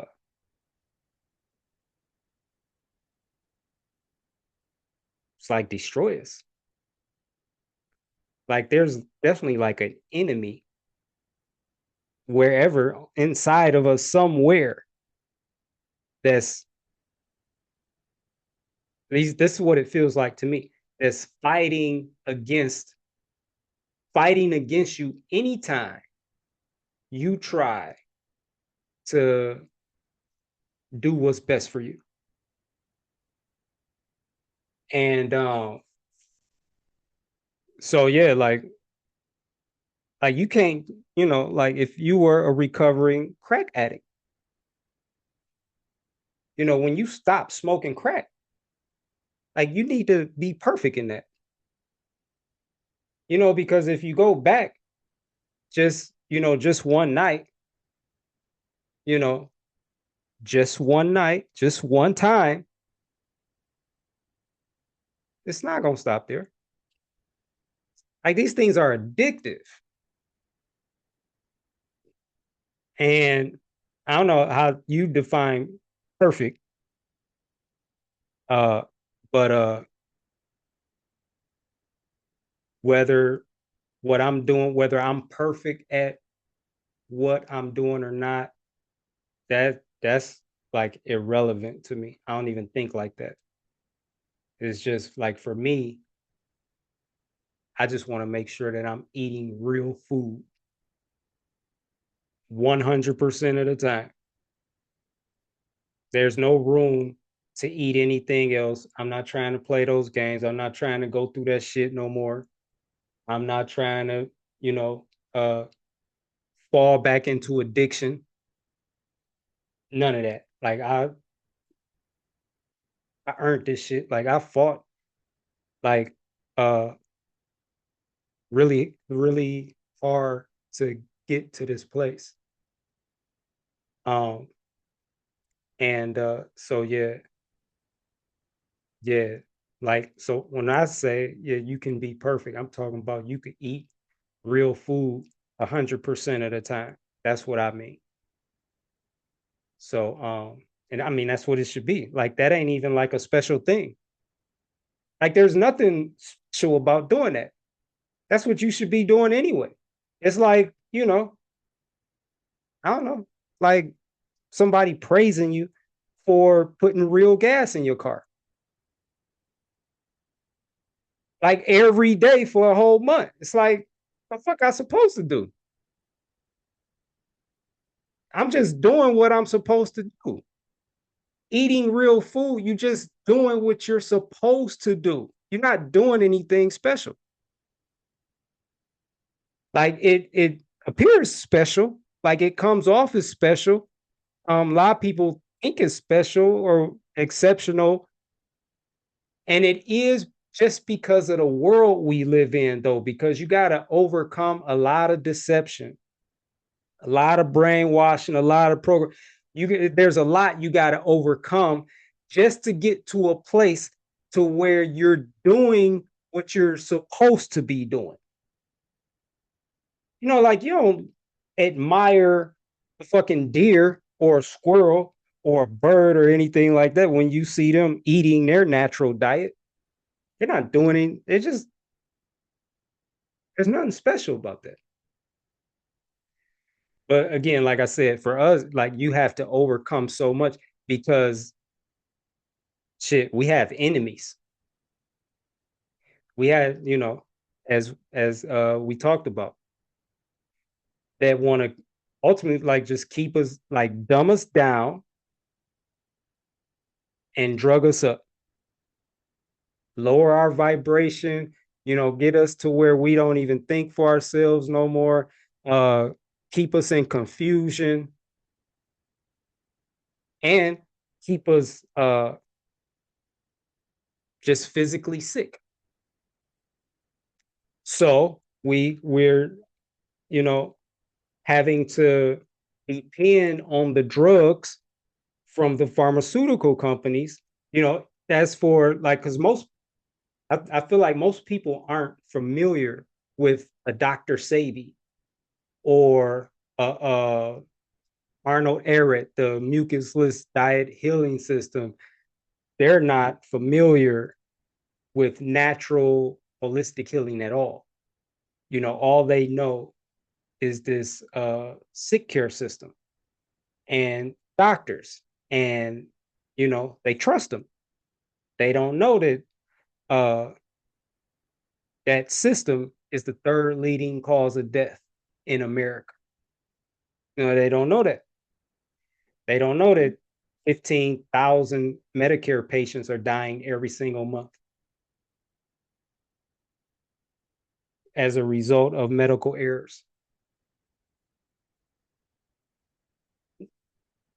It's just a lot they don't know. Like on the surface, but you start digging and you start finding these things out. And it's like, damn, I didn't ever talk about any of this. They don't need you to know that. But that's the reality. So it's like, that's who you want to go to. They're killing like 500,000 people a year. Like, these are people, and then it's not even just the number of people that are dying, it's the number of people that leave worse than when they went in. Like there's people that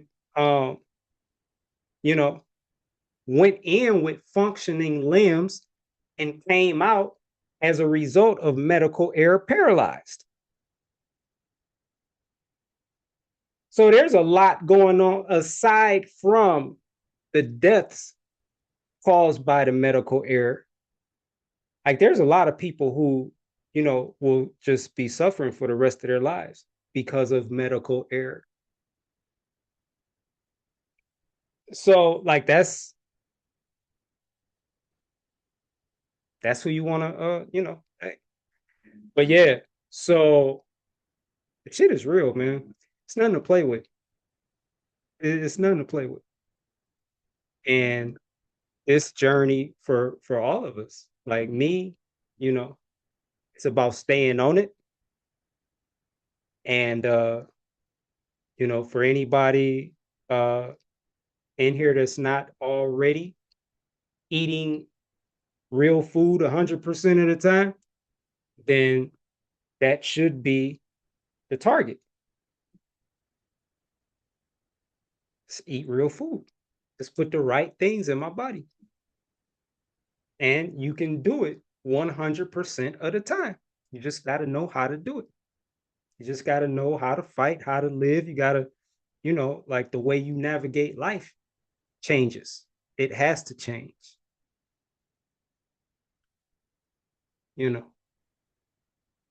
But was there Mike? That's I thought I saw you earlier pop up. What's up, Mike? Hey, brother. Yeah, I don't know. I was really glad that you started speaking on some of this stuff because, like, that is the overarching picture, which is that, this is literally spiritual warfare. It's not a joke. It's not figurative. It's not funny. It's not fun. We're not whimsical by eating all fruit, but that's what people are going to make us feel like because they are triggered because they don't realize they're addicted. Because it's the nature of addiction is if you're trying to get your family member to get off alcohol, the first thing they're going to do is say, I'm not addicted. They're going to get mad. They're going to get emotional and, try to make it about you being whatever it is.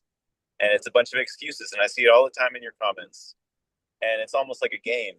It, it's, it's, you have to have some levity to it. But at the end of the day, we're, even doing the fruit diet, we'll have some places where we realize that we're addicted to things like me with the dates. I was, kind of eating too many.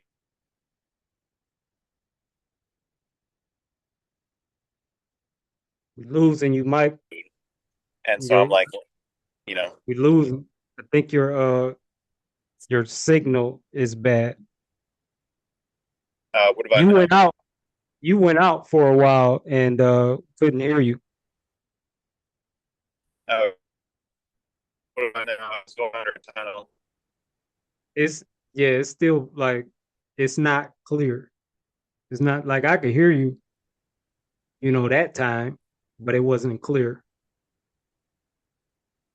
Uh, what about now? I mean, just keep going. If I lose you, then we'll deal with that then. But go ahead.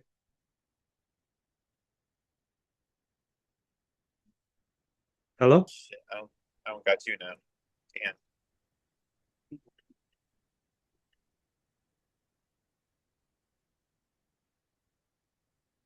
I think I lost.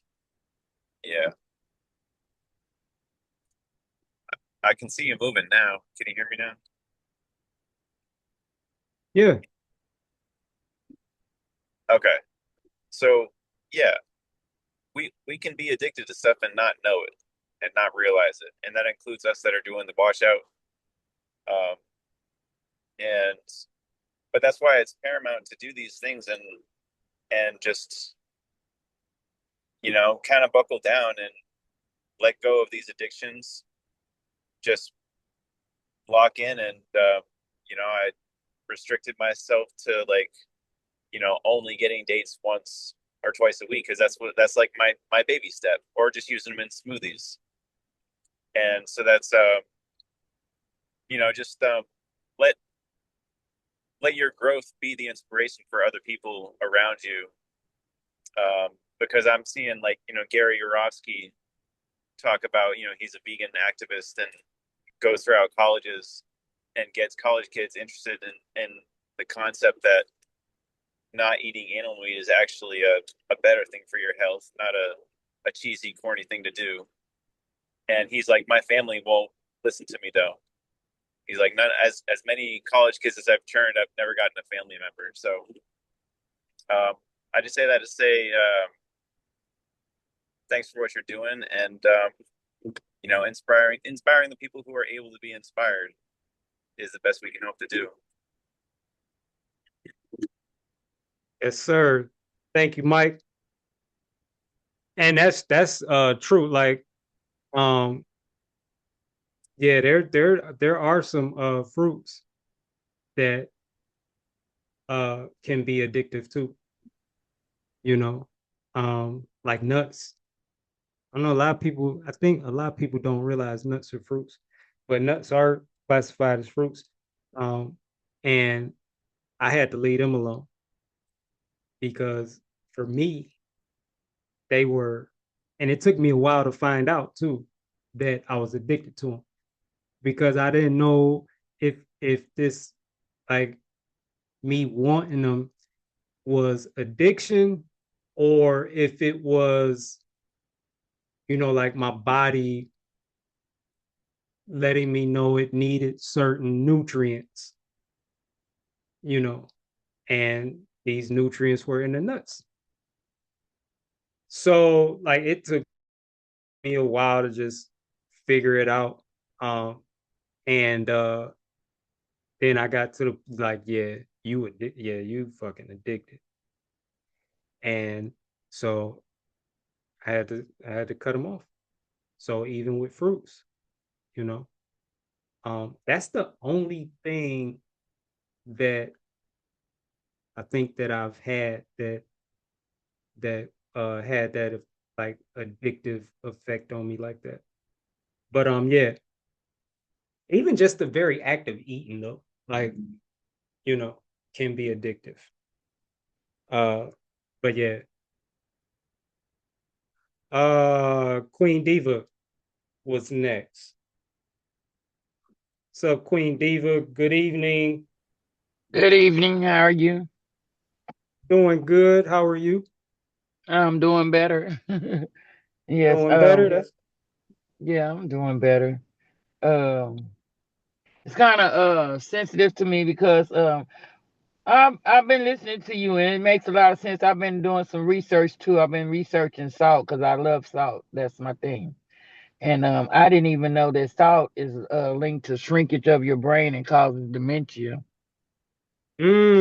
see now you got those little truths, right? To fight Yeah, that at a certain point, it's not gonna matter how much you love salt. You just yeah, gonna be like, I ain't eating that shit. right, exactly.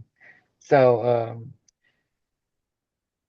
I was thinking about my husband passed away in December. And so I was thinking about my experience of what happened to me this past week because I was doing the watermelon juice every day, 176. I mean, I was excited and I was somewhere I shouldn't have been and I got triggered and I did, I deviated.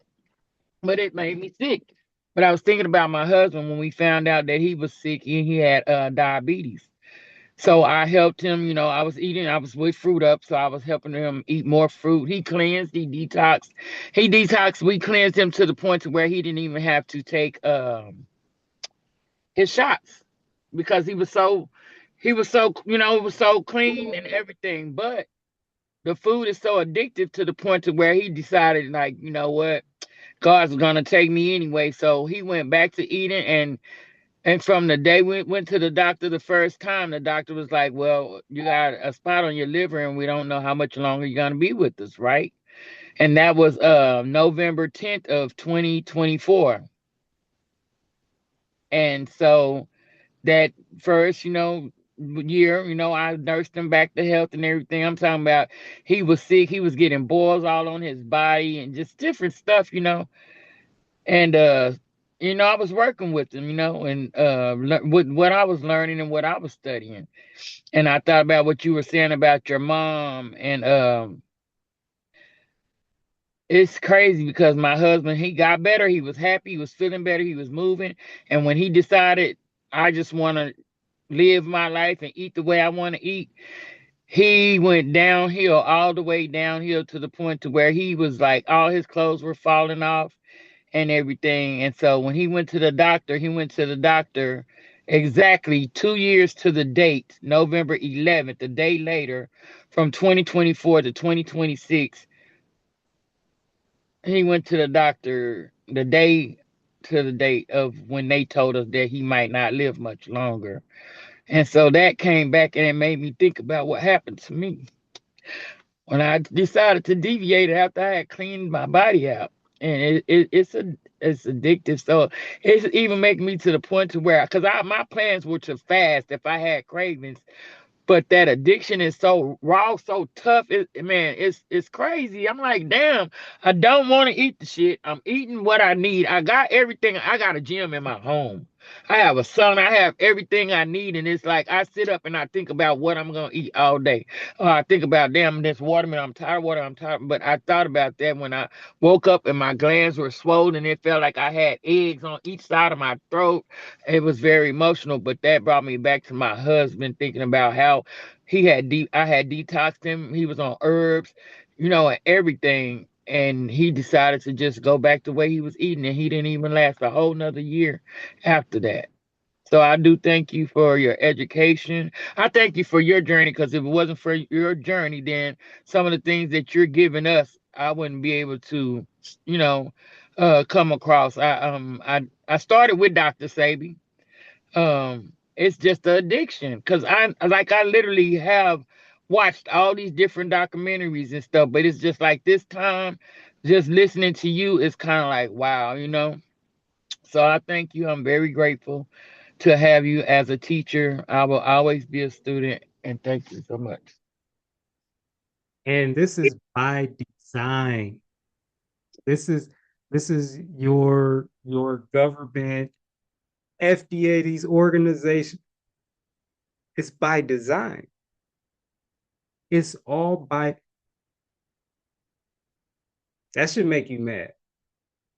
That should make everybody mad. It pisses That should. me off because it's not fair. I'm sorry. It really pisses me off because it's really not fair. And I just think about the children. I think about how they introduced it to us as babies. And that's why we can't really break it, because it was introduced to us so early. If you think about it, they weaned us from the bottle to the breast and to the cow milk, and then from the cow milk to the meat and to the eggs. I think about when we were little, they started feeding the babies eggs. We start feeding them early, and it's horrible. But anyway, I'm out for here. But yeah, that don't matter though. Like what you're doing, that's how you break it. I've already told you how to break it. And you started like what you um just said about the research you've done, like you've already started. That's the work. That's how you break it. That's it. It don't matter. Like, yep, we've been brainwashed, programmed, conditioned, lied to, deceived.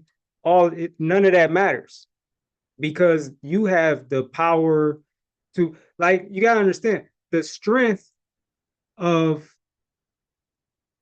your eating the bullshit, the strength of the addiction is deception.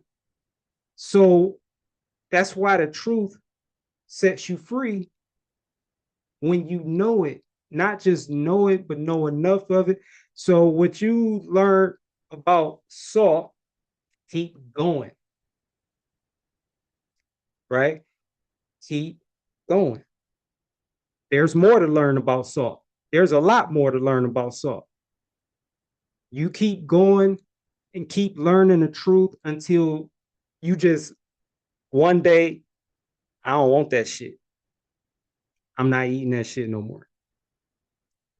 You don't have to fight the cravings at all. Like, if you're fighting cravings, you're wasting time. You're wasting time, energy. You're wasting everything. It's pointless. There's nothing you could do with a craving.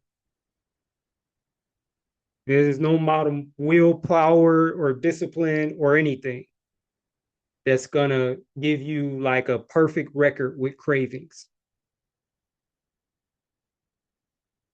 Your effort, the work for you is to what you're doing, researching what I've been telling y'all. Start looking this shit up. Learn about, like, I never knew that about I didn't know that about salt. Shit, just hearing that. Like, I mean, not that I eat salt, but I'm just saying, like, just hearing that. It would at the least it would get my attention, like shrinks your fucking brain. What? You know, and then like I said, at a certain point, you just get to a point to where it don't matter how good it tastes no more. Unless you just don't care about your health. Right. But that's you know, like you got like your husband was murdered. You understand? Like these are the people that you're dealing with. Like he didn't die of natural cause. They'll murder you and then say that you know you died from natural causes. They call cancer a natural cause of death. And diabetes and heart disease, they call all of these natural causes of death. These are not natural causes of death. You could say that if you were only eating real food, and like, but that's not gonna happen if you eat real food. That you poisoned yourself to death through your addiction to fake foods. You could call it a suicide. Suicide by way of addiction, right? But that's the only way you're going to fight this. I mean, just that shows you how strong these addictions are. Like like with your husband. So if you're struggling with cravings, I'm not saying there's nothing else that where I don't know of anything else that works. And the only thing like in the religious text, the holy text, whatever you want to call it, the Bible, that I've seen that sets you free is the truth. I've never seen anything else, anything about anything else that had the power to set people free. Because again, like what's the reason that people are bound and oppressed and addicted and suffer? It's lies, it's deception. So truth is the obvious remedy. It's the obvious solution. So again, that should be your priority. You understand the importance of getting free and how and you know that you absolutely need to get free. That's what you do. And you just keep fucking doing it. And if you're not free, it's not because the truth is not working. It's because you don't have enough of it. I know I'm like repeating myself on, but you need to hear it. You need to hear it repetitively. That's all that means. If you still struggling with cravings, you've been researching, you still got cravings and whoop, whoop, whoop, that does not mean the truth does not work. That does not, and a lot of people think it's like when they say, well, I already know the truth and it's not working. Like they say that like they know all the truth there is to know about the particular subject.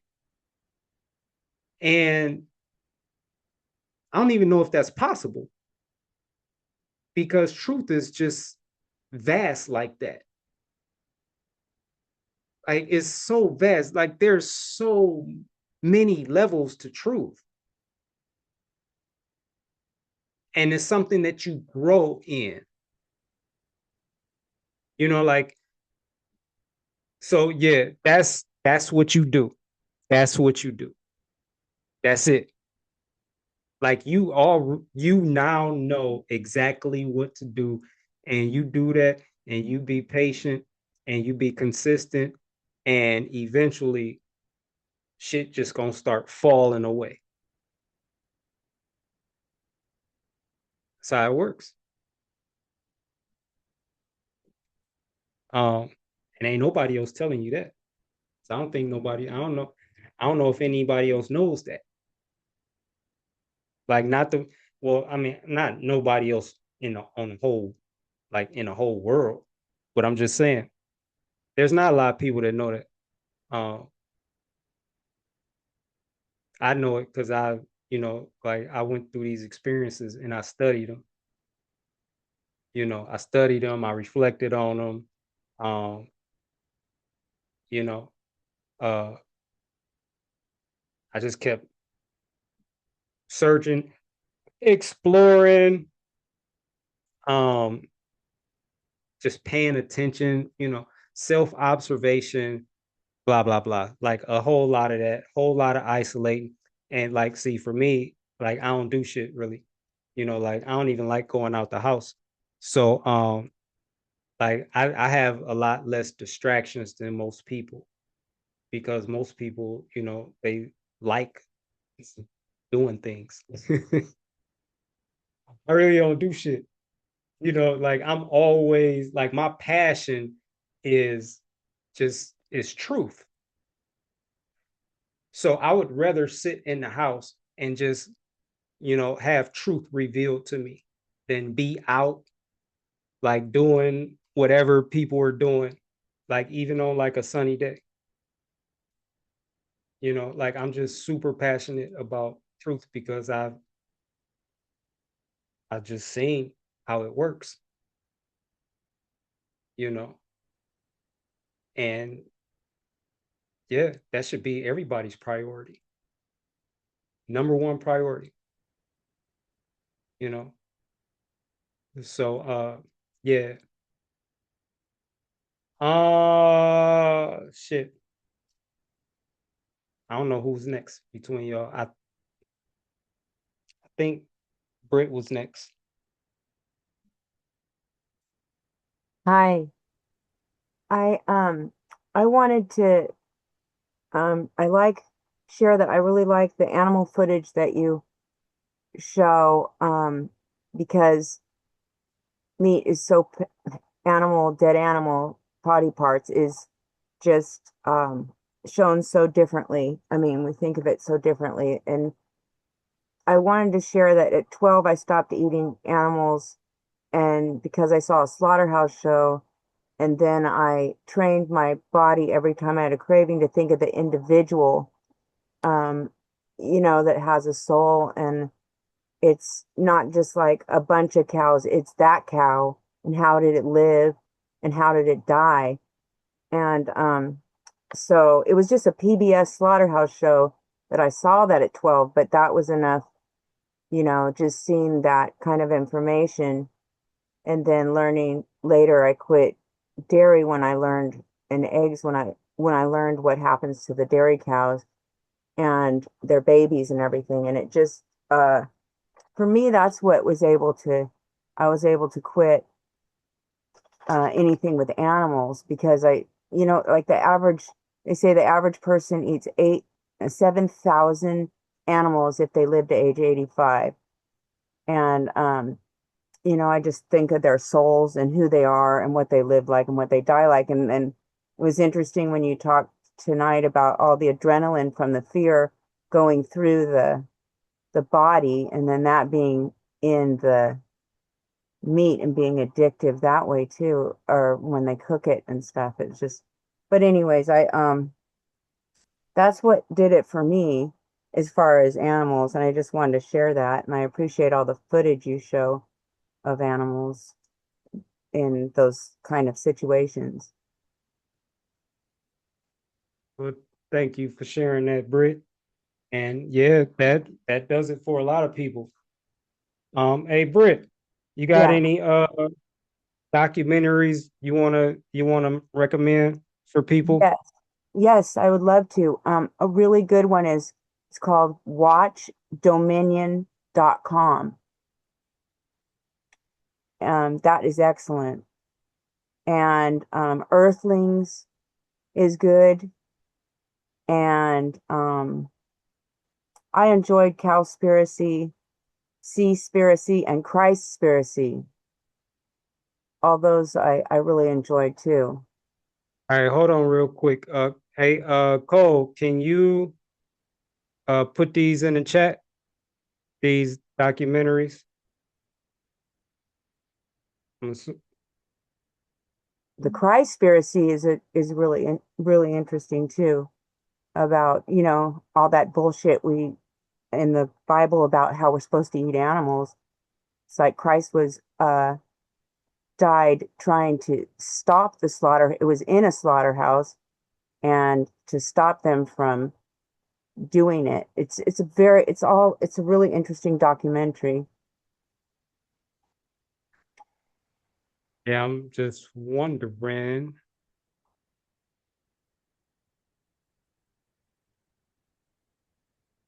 I'd like to get that put in the chat. Watch. Do you want me to repeat any of them or? Let me see. Where? I'm not even going.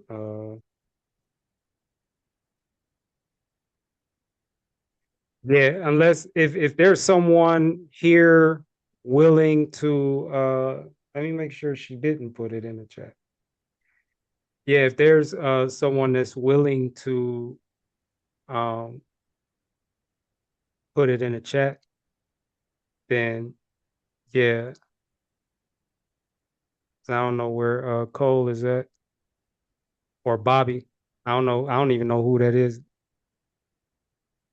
Yeah, I can't type good on this Anybody computer. willing to put that in the chat?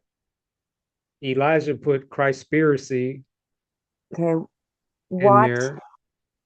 A great one is watchdominion.com.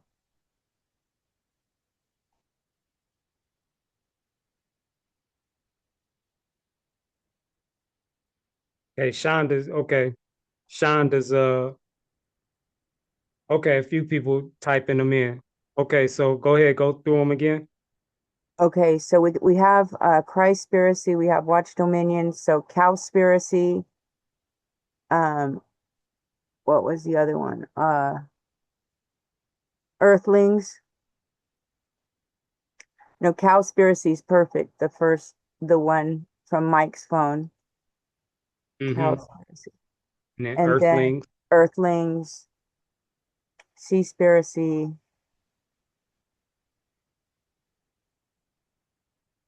Seaspiracy was like really like you don't hear a lot about the fish side of things, and that wow, that one was just really powerful, man.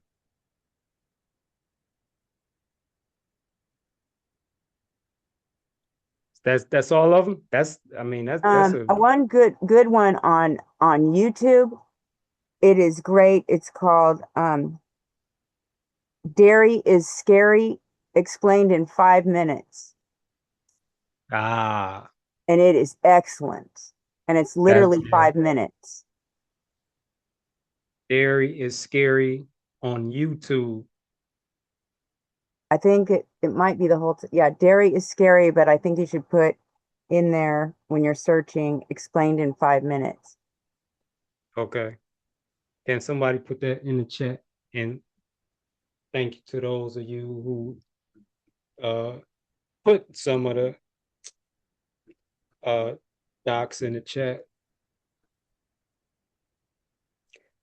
Thank you, Carlita and Elijah and Mike. What the Health. Mike recommended What the Health also. That's good. That's real good. Seeing people real sick get better quick. I think And my awesome. brother was talking about that one, and just is that I don't know if that's the one. I don't think that's the one. There was We talk this a lot one. about diabetes and big money making it is and everything. Okay. Was okay, yeah. This is something different that I'm thinking of. There's a blue zone or something. I don't know, but Hmm. I'm not recommending. I don't know about that one. I mean, it was people found that interesting, the blue zone. That's plenty to Okay. for Okay. anyone. And 'cause I know people like I've heard stories of people just watching like Dominion one time and that was it. Like they instantly changed, There's you know, lots their of diet. people like that. Yep. Yeah. And so yeah, this is definitely a way to um you know approach eating better too. Like learning these truths. Not everybody cares about it, but a lot of people do. Just learning the truth about how that flesh gets on your plate, what happens to all of these animals um that they don't want you to see, that they do a really good job at hiding from everybody. It's like, well, if nothing's wrong with it, why are you hiding it from everybody? Like there's people like you literally have to go in undercover and sneak a camera in to get this footage, which is what a lot of people are doing. You know, um, it's it's horrific, Yeah, they and want to so hide it.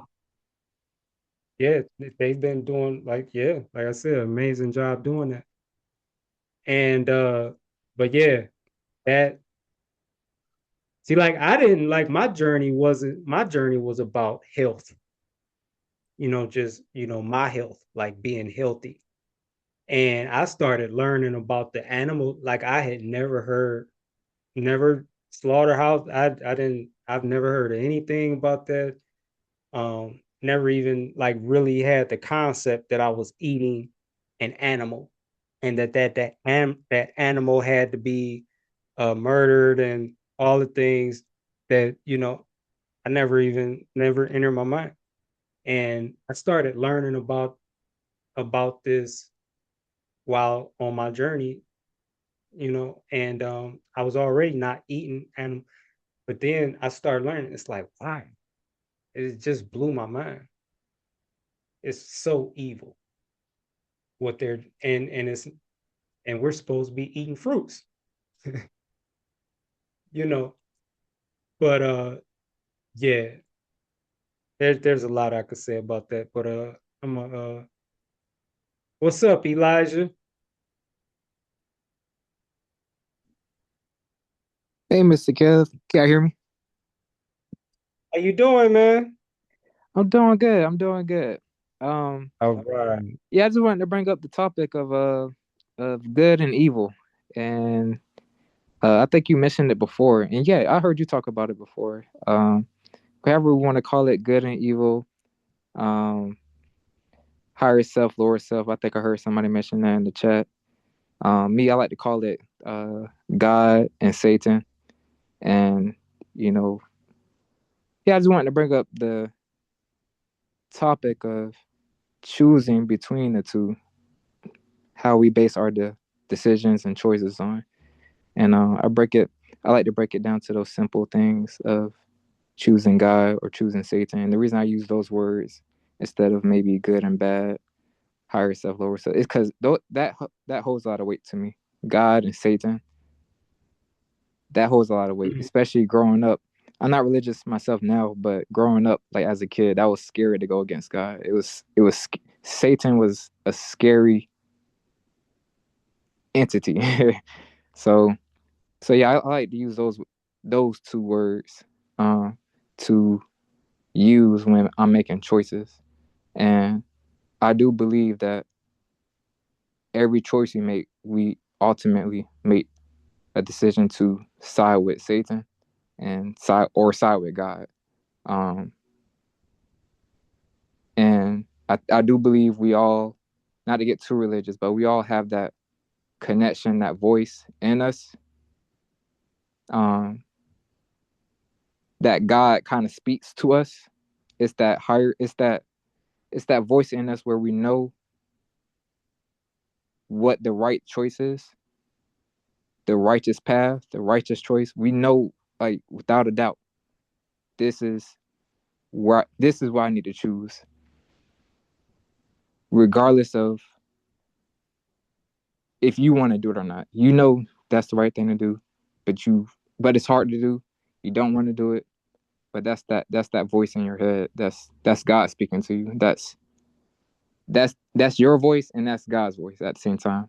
It's hard to kind of explain this, but um, so every time I have a thought and it's a right thing to do, but I don't want to do it, I tell myself, you either going to side with God, build that relationship with God, make make make the godly decision, or side with the devil and continue, siding with the devil like I've been doing. If I want to make a change, if I want to grow, then it's time to build that relationship with the truth, with God, with love, and however we want to, whichever one word we want to use. So that's been really helping me, just implementing that perspective of siding with those two, um, uh, you know, God and Satan. Like it's hard to it's hard to you know make a choice when I'm saying, okay, that choice is when I relate it to Satan. That's what I have in my arsenal too. So that's been helping me. Hey, thanks for sharing, Eli. Yes, sir. I use that language because there's a lot of Christians in the world, Hmm. and um and I know the language because I used to be one. And Hmm. so I use that language a lot to explain things like I'll say like fruit is God's food, and you know all these fake foods, that's Satan's food. And when you eat fruit, you're eating at God's table. And when you eat the fake fruit foods and the flesh and all of that, the blood, then you're eating at Satan's table. So, just to illustrate, I think um, it's not about, well, think is easy to understand.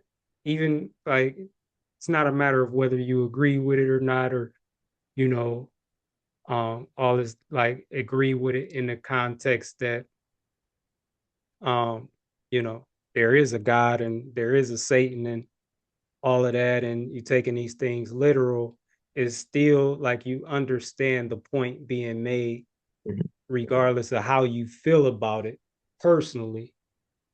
And you you know what Satan represents, you know what God represents. And so yeah, I use that language sometimes. And then it's like really common language too, you know, because there are so many just a lot of people that claim to be Christians in the world, like around 3 billion, I want to say. So yeah, I use their language sometimes. But yep, Yeah. yeah, And man. is that if I say one more thing?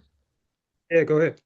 Yeah, but with using that language too, um, it helped me interpret certain things too when you keep siding with God's path. Like when you start slowly cutting out those bad choices and start making changes. Um, you said earlier that there's something in us that wants us just that wants to take us off the wrong path. Um, and I feel like every time we keep making good choices, we go through like a so many withdrawals.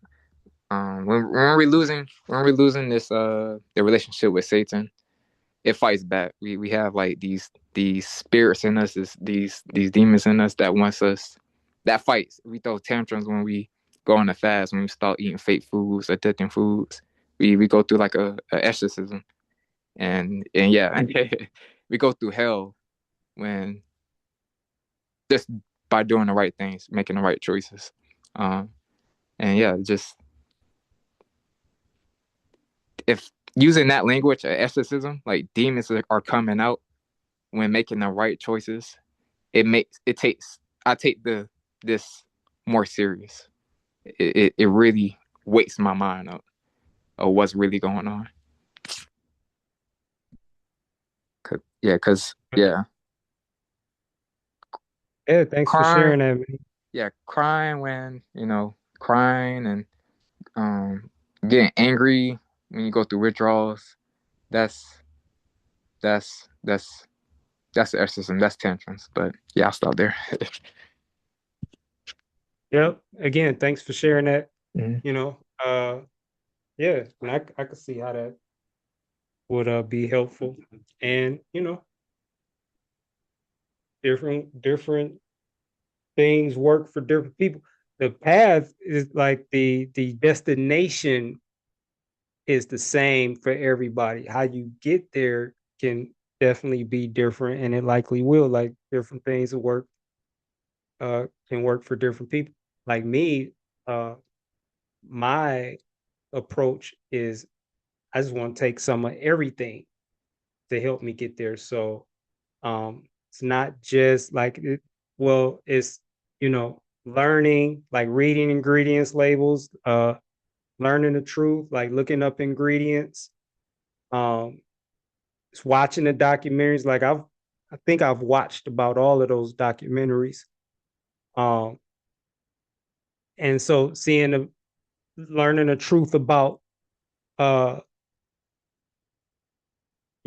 what the process is behind the flesh and behind you know the uh the cow pus products, you know learning like the truth about all of that they don't, that they keep from us. um just as much truth as you can compile about as many things as it pertains to eating and drinking, you know just building up your arsenal.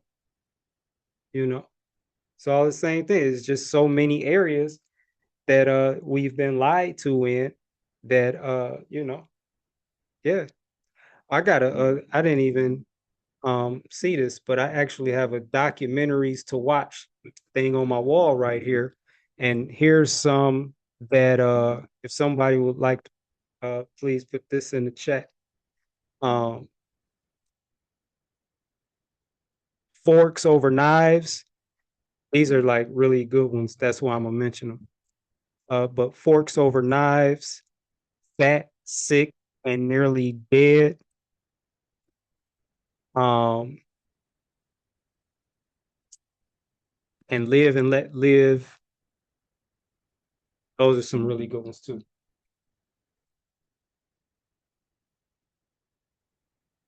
But yeah, and on that note, y'all, uh,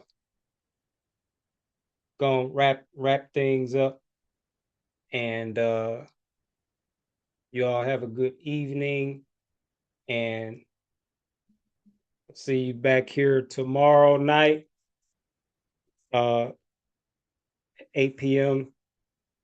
And I'll have another class for y'all.